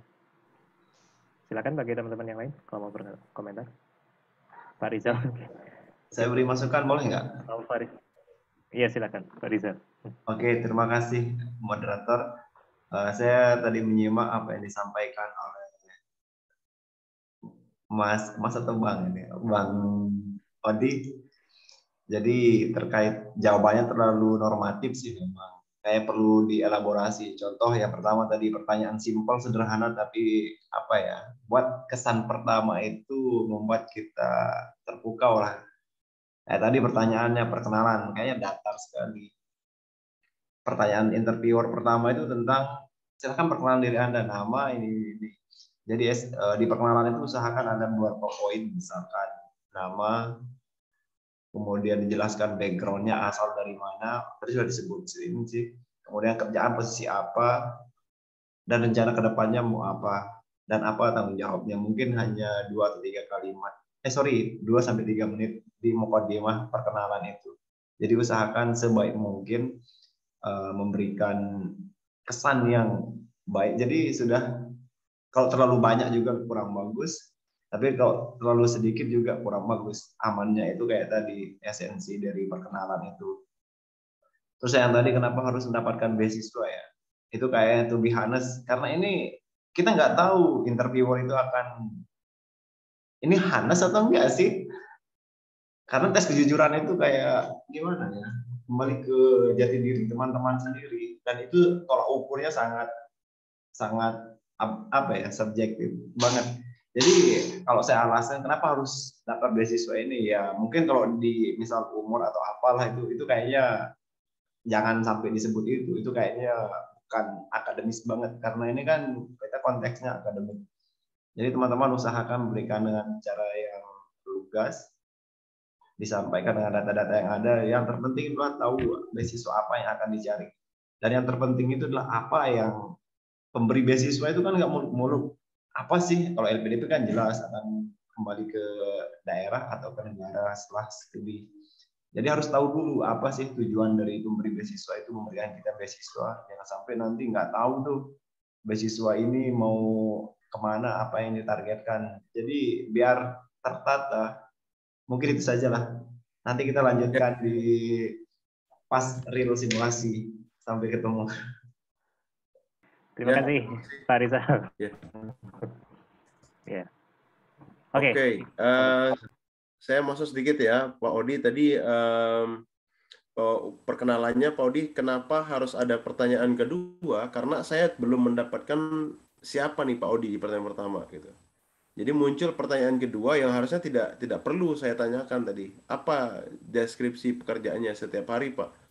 Nah, itu benar-benar nggak muncul di awal. Jadi jangan sampai pertanyaan itu muncul di pertanyaan kedua, tetapi nama, kemudian kita ini dari mana gitu ya, asalnya boleh nggak apa-apa. Bekerja di mana sekarang, Pak? Sebagai apa? Jadi jangan sama bekerjanya. Saya misalnya di UIN Mataram sebagai dosen. Ya, itu nggak selesai. Dosen apa? Bila perlu ngajar mata kuliah apa gitu kan? Supaya kelihatan. Jadi semakin kita menunjukkan satu spesialisasi di situ, wah ini semakin ada interest yang perlu diperhatikan oleh interviewer itu gitu. Saya kebayang, Pak Odi, mohon maaf Pak Odi, udah berapa lama di Kemenku Pak Odi? 7 tahun, Pak. Oke. Menurut saya 7 tahun itu sebuah karir yang panjang ya. Nah, kenapa nggak datang dengan itu, Pak? Jadi saya Odi, saya bekerja di sebuah Kementerian Keuangan dengan tugas ini, dan saya sudah bekerja hampir 7 tahun mengerjakan. Nah, jadi kayak penekanan gitu ya. Pak Odi datang, oh kelihatan ini saya berhadapan dengan seorang praktisi nih yang sudah 7 tahun loh bersentuhan sama sistem project planning dan seterusnya tadi itu Pak, project management gitu kan. Sehingga di wawancara itu sudah melekat. Ketika ada datang nanti seorang background project management yang lain yang ternyata baru berkarir menjadi seorang project planner misalnya, Pak Odi yang akan diingat sama interviewer itu gitu. Nah, itu jadi benar-benar kita harus datang Bapak Ibu teman-teman sekalian dengan siapa nih kita nih, harus jelas, dan jangan sampai jangan sampai kualitas kita itu nggak dimunculkan di awal. Kualitas itu kan bukan hanya tentang saya pinter ini, saya pinter itu, bukan itu kan. Kualitas tuh pengalaman kerja itu menurut saya tuh bukan hanya kualitas, itu profesionalitas dan kualitas malah. Jadi Pak Odi datang dengan profesionalitas dan tadi itu dengan kualitas tadi itu, karena udah 7 tahun gitu. Jadi kita kapitalisasi dia Pak, pengalaman Pak Odi dengan 7 tahun itu, sehingga saya sekarang berumur. Nah, justru di akhir tadi itu Pak, justru saya melihat ada potensi jawaban di akhir tadi itu mestinya muncul di awal gitu. Pada saat Pak Odi mendescribe dirinya sendiri bahwa saya sudah 7 tahun bekerja di sini, sebelumnya Pak Odi misalnya 5 tahun di mana, kalau ada pekerjaan yang lain, sehingga kalau ditotal-totalin, saya sekarang memang sudah cukup lanjut usia untuk melanjutkan studi, tapi saya masih, jadi banyak tuh Pak Odi dapatnya di awal gitu, sehingga ketimbang fresh graduate seperti teman-teman yang lain itu, mending pilih Pak Odi gitu. Jadi dari situ Pak, jadi benar-benar bikin satu image di interviewer itu, saya ini. Jadi nggak malu-malu. Jadi orang-orang Bapak Ibu barangkali ada yang seperti Pak Odi yang sudah berkarir lumayan lama, itu jadikan satu kualitas tuh dan profesionalitas gitu Pak. Nah yang terakhir tadi kalau misalnya berangkat dari background, benar. Jadi kalau tadi intronya sudah menarik, Pak Odi sudah ketahuan berapa lama pengalaman kerjanya. Pak Odi juga ketika ditanya sama Bu Niha tadi, apa nih, kenapa pengen ngambil studi itu, Pak Odi dari sini, berdasarkan pengalaman saya selama 7 tahun di sini, bahwa ternyata ada problem. Nah, itu. Jadi nggak akan jauh-jauh dari situ. Jadi, kelihatan align gitu, Pak, dari jawaban kita pertama sampai akhir. Dan terakhir saya akan, itu jawaban terakhir tadi, baliknya itu bagus juga tuh. Jadi ternyata ada jenjang karir yang kalau saya nggak melanjutkan studi, saya nggak bisa naik ke jenjang karir ini. Nah itu, ini harus dikasih beasiswa nih. Ya, jadi kira-kira begitu Pak. Sama dengan dosen nih misalnya. Dosen tuh nggak akan bisa profesor sampai kapanpun kalau nggak bisa S3 gitu. Atau susah untuk menjadi seorang kepala LPM misalnya, kepala penelitian apa. Susah juga untuk mengakses sebuah budget penelitian yang angkanya 30 juta ke atas tuh nggak bisa. Kira-kira begitu. Jadi dramatize supaya ada urgensi nih, saya harus studi S2 atau S3 gitu Pak. Dan yang terakhir begitu ditanya Pak Odi tentang why you deserve this scholarship, nggak jauh-jauh lagi dari yang Pak Odi datang dari awal tadi. Ya, saya deserve scholarship karena saya sudah 7 tahun mengabdi kepada negara. Jadi di saat orang-orang fresh graduate baru ngomongin tentang saya nanti akan mengabdi, Pak Odi udah mulai itu 7 tahun gitu. Saya mengabdi 7 tahun di Indonesia dengan background seperti ini, dan saat ini saya butuh banget, nah misalnya tentang itu. Selain itu, baru Pak Odi, kalau di scholarship berarti kan tunjukkan kualitas. Selain itu sama ini prestasinya Pak Odi pastinya. Sejauh ini saya jenjang karir saya lumayan cepat dari sini. Ya itulah kenapa di scholarship. Selain misalnya dari segi substansi, Pak Odi sudah menguasai tadi. Saya bukan hanya seorang yang menguasai teori, tapi sehari-hari memang saya bergelut dengan ini sebagai seorang praktisi, ya. Sehingga saya merasa layak untuk mendapatkan beasiswa ini dalam rangka, kembali lagi Pak, saya ingin mendapatkan jenjang karir lebih tinggi di Kementerian Keuangan, yang tentunya itu juga secara teoritis akan sangat berguna dalam bentuk meningkatkan kapasitas keilmuan saya di bidang yang saya tekuni. Nah, kayak lebih dengan itulah kemudian saya akan lebih mudah menghadapi permasalahan-permasalahan yang saat ini butuh kompetensi S2 untuk menyelesaikan masalah tersebut di Kementerian Keuangan. Wah udah tuh, apalagi LPDP, biasanya Pak Odi nih Kementerian Keuangan. Kira-kira begitu. Kira-kira begitu. Kan aneh kan kalau nggak dikasih kan sama Kementerian Keuangan, kan repot juga tuh. Oke. Nah mungkin itu Mas Fer, apa masih ada waktu atau gimana? Terima kasih. Sebelumnya izin mau menyampaikan, saya katakan baik kepada saudara Odi, ya sudah terima kasih telah melakukan simulasi wawancara karena ini persiapannya Saudara Odi cuma beberapa menit saja, mungkin performa tidak akan sebaik Saudara Odi kalau Saudara diminta untuk simulasi wawancara. Jangan khawatir, performa ini hanya simulasi, tetap semangat dan semoga mendapatkan beasiswanya di UK. Oke, sebelum melanjutkan ke sesi selanjutnya, mungkin tanya jawab atau melanjutkan simulasi wawancara, saya izin bertanya kepada Pak Rizal atau sama juga Bapak Sony, kira-kira apakah berkenan untuk dilanjutkan atau mungkin lanjut biar untuk mempersingkat waktu lanjut ke sesi tanya jawab saja.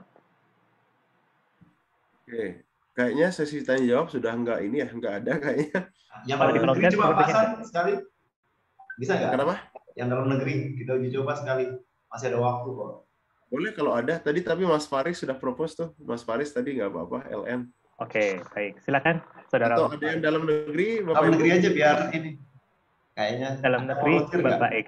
Atau, oh ya, atau Mas Faris, Saudara Faris. Mau Mas Faris nggak apa-apa, tapi ada yang Mbak Sunesa juga nggak apa-apa barangkali ya. Kita bantu campur aja. Oke, baik. Oke. Ya. Seperti yang tadi saya ini propose lagi, ada yang mau ini lagi jadi interviewer lagi, panelis siapkan pertanyaan. Boleh Mbak Sunesa juga ya, mungkin ada yang background psikolog lagi nih. Nah, kita butuh nih. Ada yang background psikolog nggak? Ada yang psikologi nggak? Ya. Atau yang berkecimpung di dunia psikologi? Ada? Oke, kalau nggak ada, tidak. Kalau gitu saya saja. Kalau ada lagi nggak yang mau jadi interviewer seperti Mbak Niha tadi? Silakan teman-teman. Kalau tidak ada, ya udah saya saja. Oke. Sip, oke, Mas Ferdi ya. Kita bertiga nih sama Mas Rizal ya. Oke. Jadi boleh Mas Indonesia juga ya, nggak apa-apa. Pertanyaannya nggak mesti menyangkut substansi, bisa juga ke psikologi tadi ya, boleh. Silakan dimulai Mas Rizal. Oke, terima kasih. Mas siapa tadi? Faisal. Mas Faris.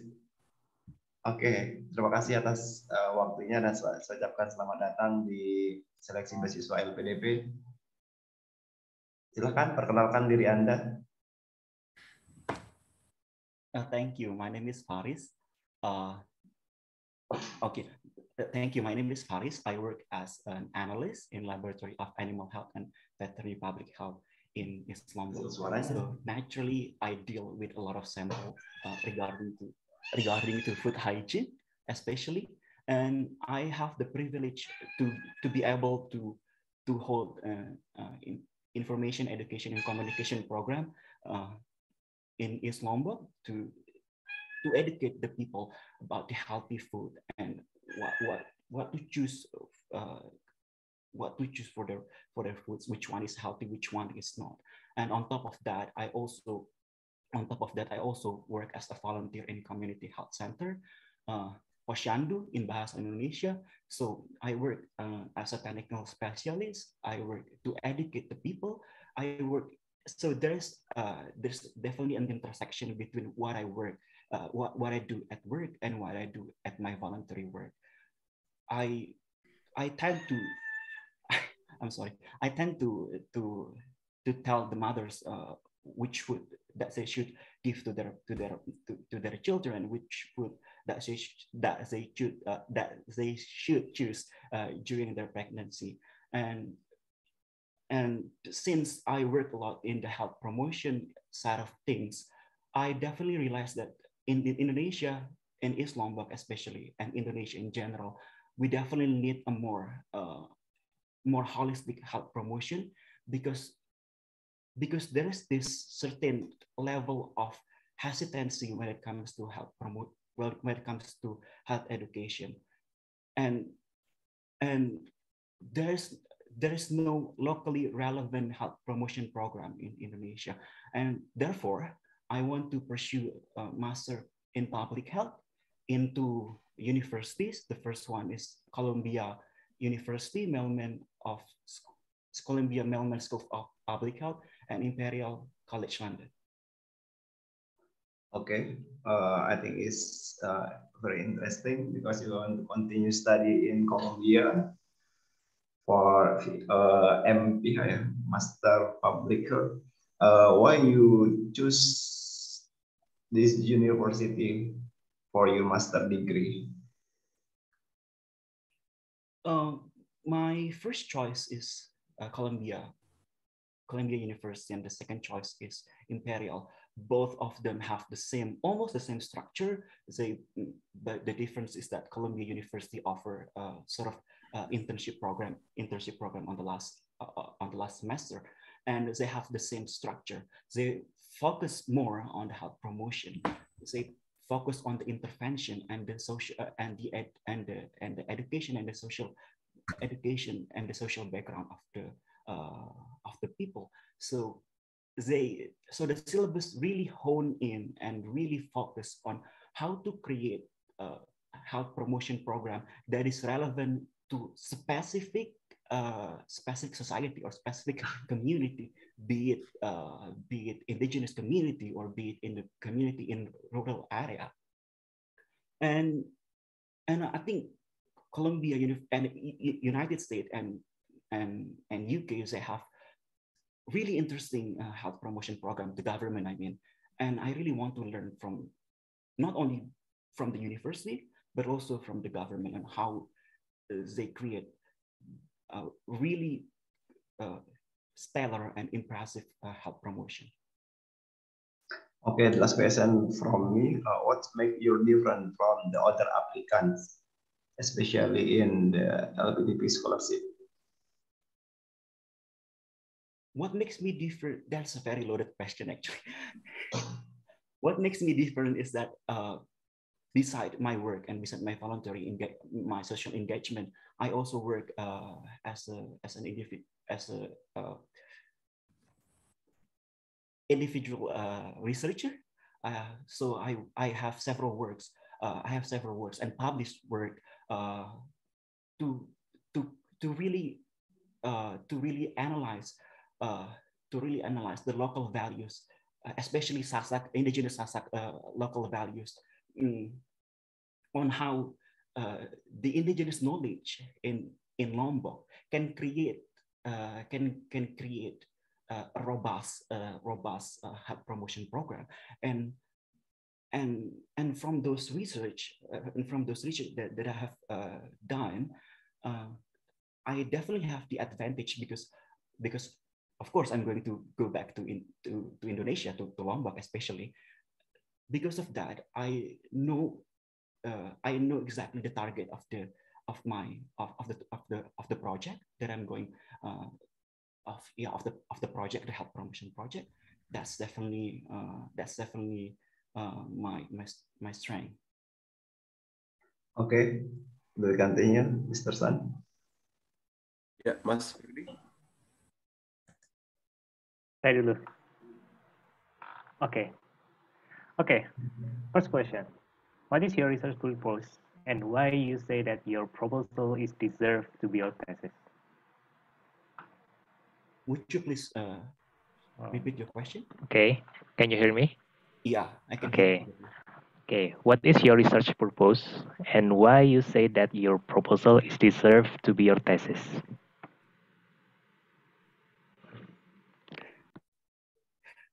To be honest, I haven't done any research regarding for my research proposal, but I have an idea in my mind that since I work a lot with the marginalized community, women, and my research also work on how the indigenous knowledge in Sasak can create a safe community for marginalized community, for those who suffer from HIV. I definitely want to compare it, actually, to compare not necessarily the indigenous knowledge, but the community, the marginalized community in Lombok and in the United States, the people of color, the people from lower socioeconomic status. That's the rough idea that I want to research on. Okay, thank you. And then I think this is the last question. What's your relevant experience related to your thesis? Oh, I work, as I told you, I have to publish works on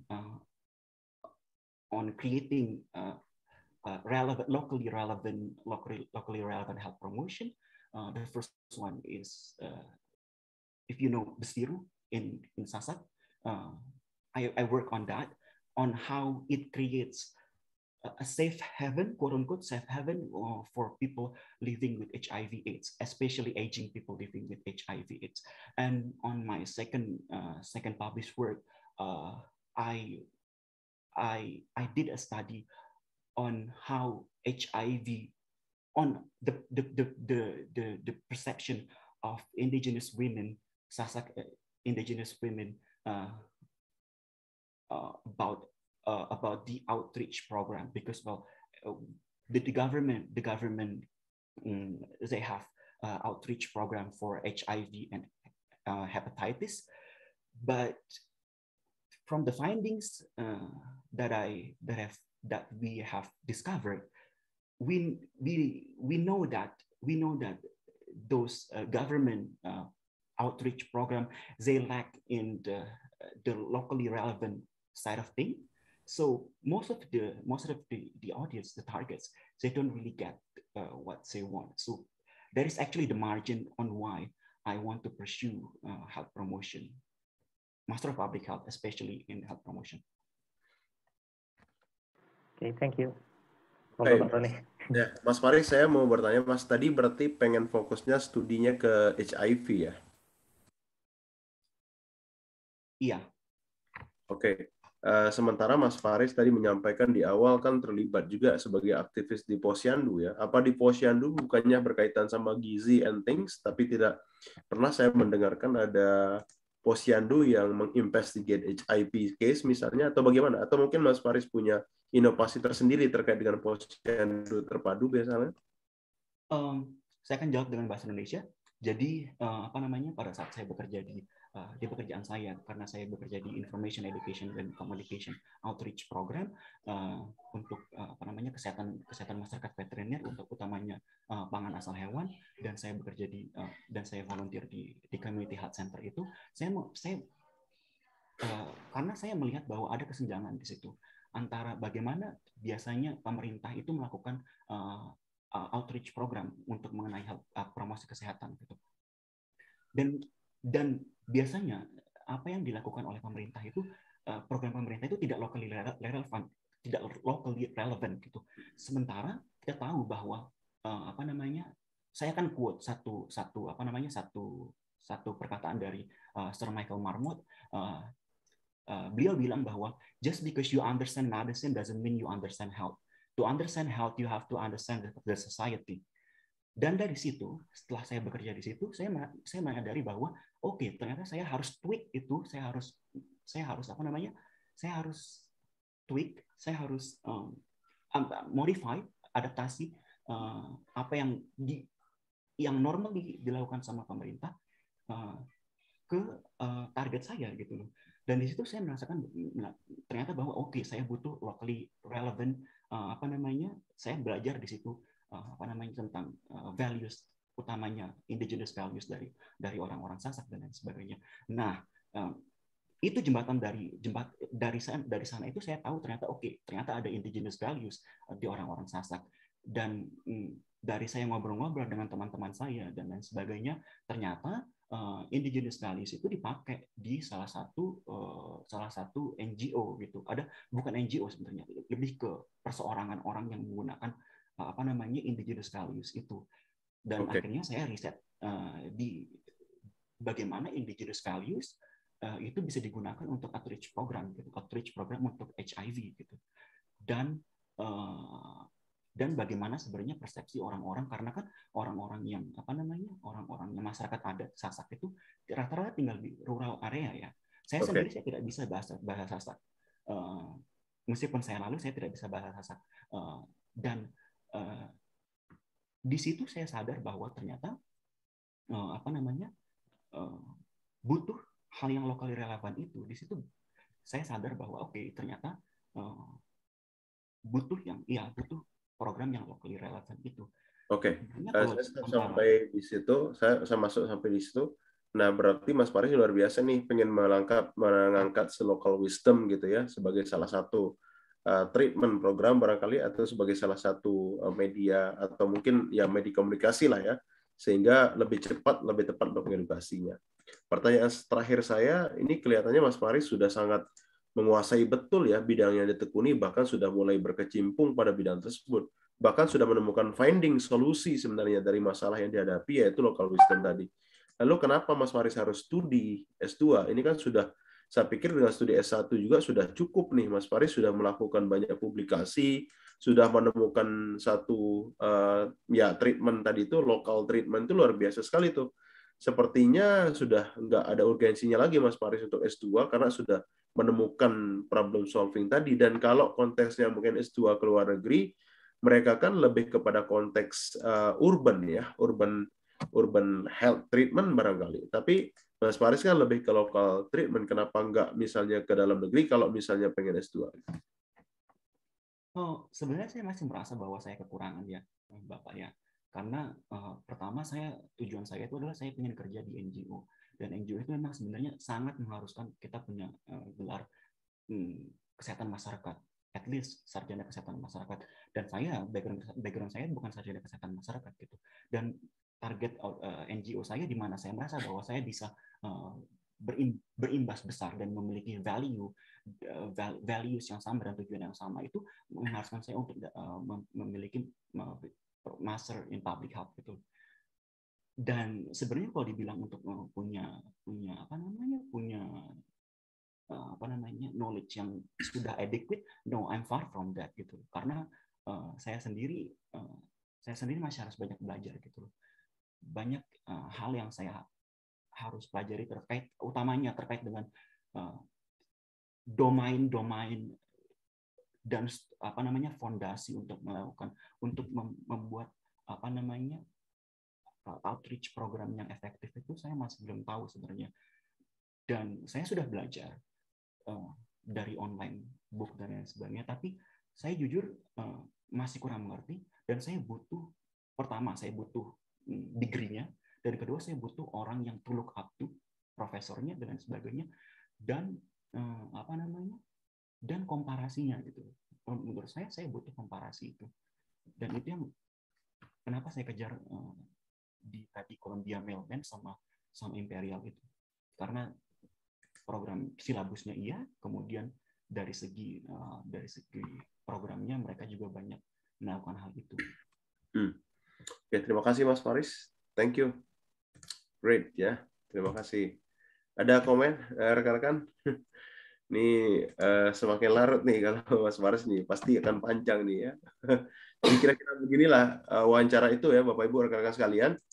Kadang-kadang kita berimagine kayaknya 30 menit itu panjang banget gitu. Tapi ternyata pas wawancara kalau dinikmati pada saat itu nggak terasa loh. Kadang-kadang 1 jam tuh dalam ruangan itu gitu. Dan itu kita aktif gitu untuk berbicara dan seterusnya. Jadi benar-benar harus speed dan konsistensi itu benar-benar teruji ya, konsistensi jawaban itu. Karena bayangkan 1 jam, kadang-kadang harus diputer-puter gitu, gimana caranya kita ingat lagi jawaban yang tadi, yang harus kita repeat misalnya, itu benar-benar butuh satu skill latihan yang luar biasa.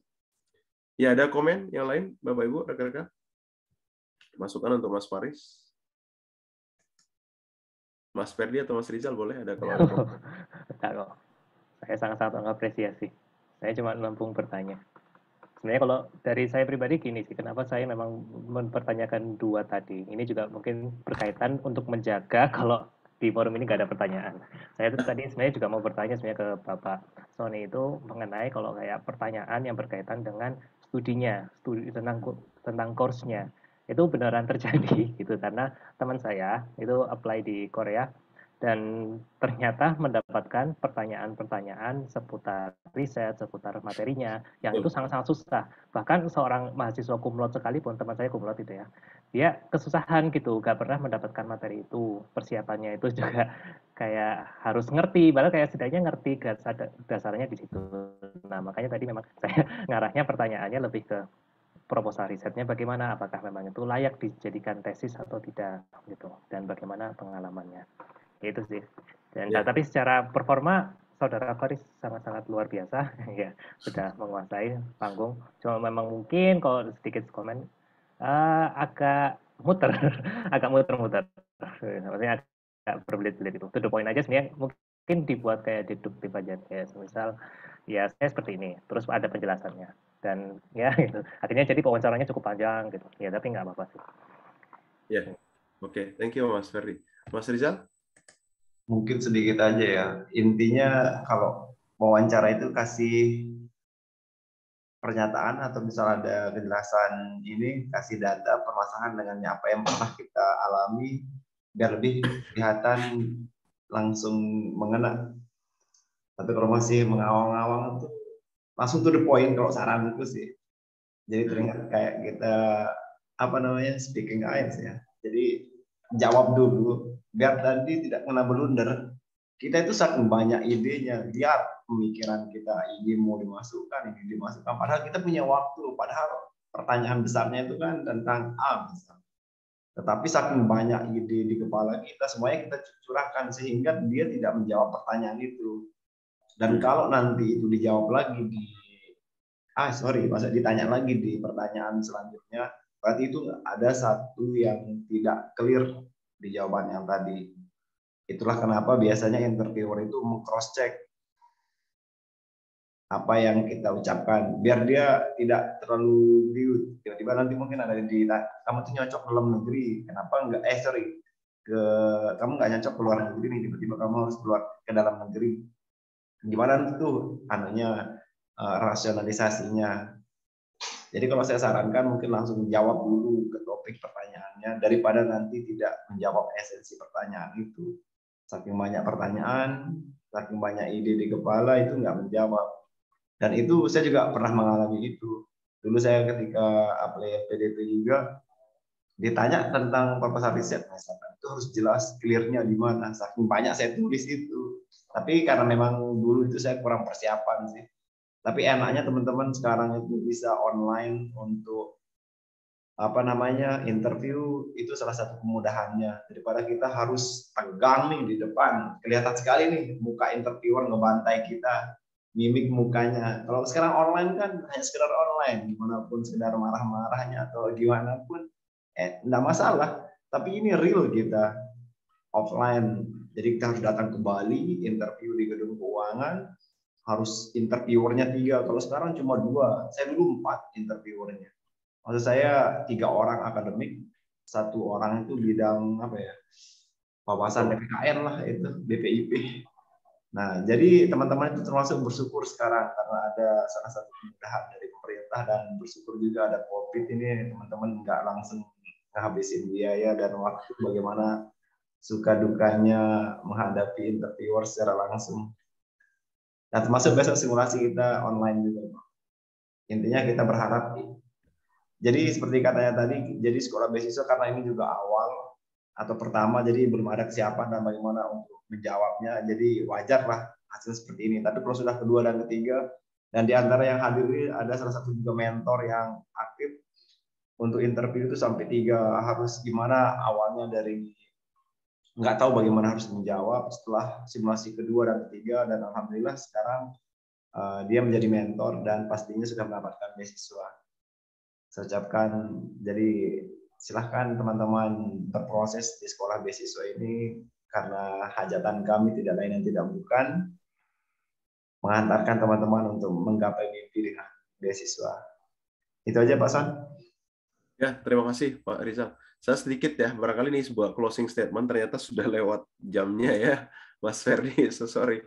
Ini sebagai ini aja, Mas Faris, nih mohon maaf teman-teman, analisa saya ini, Mas Faris ini tipikal seorang interviewee yang punya banyak sekali pengalaman di lapangan, ya kan? Punya banyak sekali pengalaman di lapangan, banyak hal yang ingin dia sampaikan. Nah, ini tinggal diramu aja Mas Faris, kalau menurut saya tinggal diracik aja yang mana yang perlu disampaikan. Itu udah menguasai betul tuh, saya lihat dari segi topik yang akan diskusikan. Background S1-nya mohon maaf Mas Faris apa Mas? Kedokteran hewan. Oh, kedokteran hewan, dan ternyata mau masuk ke public health ya, S2-nya. Ya, berarti kan masih ada relevansinya. Nah, berarti kan public health itu akan kita banyak porsinya ngomong tentang HIV ya. Saya kemudian sebagai salah satu concern public health ya, Mas Faris, saya berarti HIV gitu ya, yang pengen diadres. Nah, saya kebayang kemudian Mas Faris ini datang tadi sebagai seorang aktivis yang pengen, aktivis kesehatan gitu ya, yang yang sudah lama sekali berkecimpung di tadi kedokteran hewan, tapi ternyata memperhatikan ada isu penting ternyata di NTB misalnya, yaitu masuk kepada isu HIV tadi, sehingga untuk mengakses data sekalipun, misalnya saya harus menjadi seorang volunteer, misalnya ke posyandu dan seterusnya, bergelia sendiri, kira-kira begitu ya, untuk melihat bagaimana sih ternyata case-case ini terjadi gitu, dan ternyata saya menemukan ada local wisdom tadi itu untuk sebagai salah satu media, ternyata bisa disembuhkan loh penyakit-penyakit yang apa istilahnya menular atau apa ya, bukan ya, yang cepat menyebar kayak virus dan seterusnya, ini kan bagian dari public health ya. Dan ternyata ada satu media komunikasi yang bisa dimanfaatkan yang sifatnya local wisdom, yang ini government misalnya less atau belum mengcombine gitu ya antara pendekatan top down-nya dari pemerintah, policy maker-nya dengan masyarakatnya. Ternyata ini yang belum ketemu, dan Mas Faris hadir di situ ingin mengetemukan ini kan gitu, sehingga berangkat dari lokal tersebut, sehingga Mas Faris misalnya ingin desain satu media komunikasi promosi kesehatan berbasis local wisdom, kira-kira begitu kan tema penelitiannya nanti gitu. Jadi ingin mendesainkan, mengkombinasikan, memodifikasi promosi kesehatan berbasis local wisdom misalnya, berbasis kearifan lokal, misalnya kayak kurang lebih kayak gitu. Ya saya tangkap baik dalam konteks HIV dan seterusnya gitu. Nah, itu Mas. Jadi tadi datangnya belum terlalu clear bahwa ini Mas Faris seorang ingin concern sekali di kesehatan, ingin menjadi seorang public health promotor gitu yang komunikatif, yang dia sudah melihat ada potensi di masyarakat tadi itu. Jadi saya belum melihat tadi Mas Faris datang dengan background itu. Di belakangan baru clear gitu. Oh, ternyata Mas Faris pengen address HIV dengan media promosi kesehatan berbasis kearifan lokal. Jadi belum ini dari awal. Bahkan kalau disampaikan data-data misalnya ternyata HIV, bahkan misalnya COVID sekarang ini, it's all about public health promotion kan sebenarnya, di mana masyarakat, pemerintah sudah bikin program bagus banget. Jadi di satu sisi kalau ingin mengkritisi pemerintah jangan langsung jumping bahwa nggak ada loh program pemerintah, itu hati-hati tuh. Kadang-kadang kalau biasa pemerintah kadang-kadang agak ini ya. Untuk mengatasi itu bilang aja pemerintah sudah mendesain satu program yang baik, tapi ternyata ada miss yang belum dikombinasikan misalnya. Atau kalau saat ini COVID misalnya udah promosi lewat mana-mana, tapi ternyata ada satu media promosi yang belum digabungkan, yaitu berbasis lokal ini gitu. Sehingga butuh orang kemudian yang bisa menjembatani antara promosi kesehatan pemerintah sehingga nyampe secara efektif ke masyarakat, ditangkap, oh ini ya maksud pemerintah 5M misalnya. Itu kan belum ada, dan Mas Faris pengen hadir ke situ ya. Jadi lebih ke situ. Jadi belum terlalu, klaimnya belum terlalu kuat bahwa ada satu gap gitu antara media promosi pemerintah dengan berbasis lokal masyarakat. Sehingga butuh penerjemah lah kira-kira gitu yang bisa menerjemahkan maksud promosi kesehatan pemerintah itu menuju ke masyarakat. Dan untungnya Mas Faris stay di situ dan mengobservasi masyarakat selama ini. Itulah yang Mas Faris bukan hanya pelajari nanti ke Columbia University itu, tapi ini yang Mas Faris yang akan bawa ke Columbia University itu, kira-kira gitu. Jadi bukan hanya kita akan menemukan supervisor dalam rangka kita curi ilmunya, tapi saya ingin share ini gitu. Jangan-jangan ada studi yang relevan gitu. Dan dengan menyebutkan publikasi-publikasi tadi Mas, itu bagusnya menyebut publikasinya di jurnal mana tahun berapa gitu kan, terbitan Scopus, kalau Scopus Q berapa, dan kalau nanti ketemu expertnya di Columbia itu sebutkannya nama expert ini. Ternyata Bapak ini sering menulis tentang tadi itu promosi kesehatan berbasis local wisdom, dan saya pengen itu lagi ketemu tuh pertanyaan Mas Ferdi tentang apa topik riset, bagaimana nanti mata kuliahnya itu enak, gampang aja kita akses di sana. Jadi kita sebutkan mata kuliah secara umum, dan ada beberapa mata kuliah yang sangat relevan misalnya dengan bidang yang saya tekuni. Misalnya dalam konteks kearifan lokal, media promosi kesehatan berdasarkan kearifan lokal tadi. Jadi kalau ditanya nanti apa sih mata kuliah yang dipelajari, disebutkan secara core generalnya, tapi mention juga salah satu yang menarik dari kampus ini adalah adanya mata kuliah apa gitu yang cocok banget nih sama tema riset kita gitu. Dan biasanya ada tuh kan kita milih kampus berdasarkan itu juga gitu, berdasarkan list mata kuliahnya yang sangat relevan dengan topik riset kita gitu. Mungkin itu secara overall Mas Faris lebih kepada teknis saja sih, organize idenya tadi belum terlalu terorganisir kalau saya lihat, tapi dari segi konten, dari segi kita udah punya bayangan, ini menguasai betul nih lapangan nih, tinggal disusun step by step aja, organize kalimatnya tadi itu gitu. Misalnya ketika ditanya, saya pengen ke Columbia University karena tadi itu bukan hanya karena dia punya training misalnya atau internship, tapi tadi itu alasannya mungkin dari segi public health nomor berapa in the world, kemudian dari segi mata kuliah ada mata kuliah menarik yang cocok sama tema riset saya, ada supervisor yang mungkin sering nulis tentang itu di situ. Nah, itu salah satunya. Selain program internship tadi gitu. Mungkin itu bisa diperkuat nanti ketika menyebutkan nama atau memilih kampus tertentu. Mungkin itu, Mas. Jadi obrolan nanti mudah-mudahan kita berkesempatan lagi untuk simulasi secara lebih teknis ya, sehingga bisa langsung feedback. After one question kita bisa feedback, after one question bisa feedback gitu. Barangkali itu Mas Ferdi. Ya, terima kasih Pak Sony atas seluruhnya, atas simulasinya, atas penyampaian materinya. Karena keterbatasan waktu dengan berat hati, ya sepertinya saya harus mengakhiri acara malam hari ini ya. Kita harus mengakhiri. Mungkin bagi teman-teman yang hendak bertanya, mau mungkin kepo-kepo mengenai pertanyaan beasiswa, persiapannya bagaimana, bisa didiskusikan di dalam grup. Karena juga di grup itu tujuannya ya supaya memang kita bisa mendapatkan banyak insight juga gitu loh. Diskusi apa yang kurang, apa yang lebih. Dan juga mungkin bisa langsung bertanya ke Pak Rizal, ya Pak Rizal, mungkin juga insya Allah stay lah ya gitu untuk senantiasa menjawab berbagai pertanyaan. Oke, mungkin itu saja. Demikian acara diskusi pada malam hari ini. Semoga forum pada malam hari ini bisa memberikan pencerahan dalam menghadapi wawancara beasiswa. Dan semoga kita semua dapat diberikan kesuksesan dalam menghadapi wawancara beasiswa nantinya. Saya selaku moderator izin pamit undur diri. Mohon maaf atas kekurangan kata dan kekurangan apa yang saya lakukan. Ya, demikian. Wassalamualaikum warahmatullahi wabarakatuh.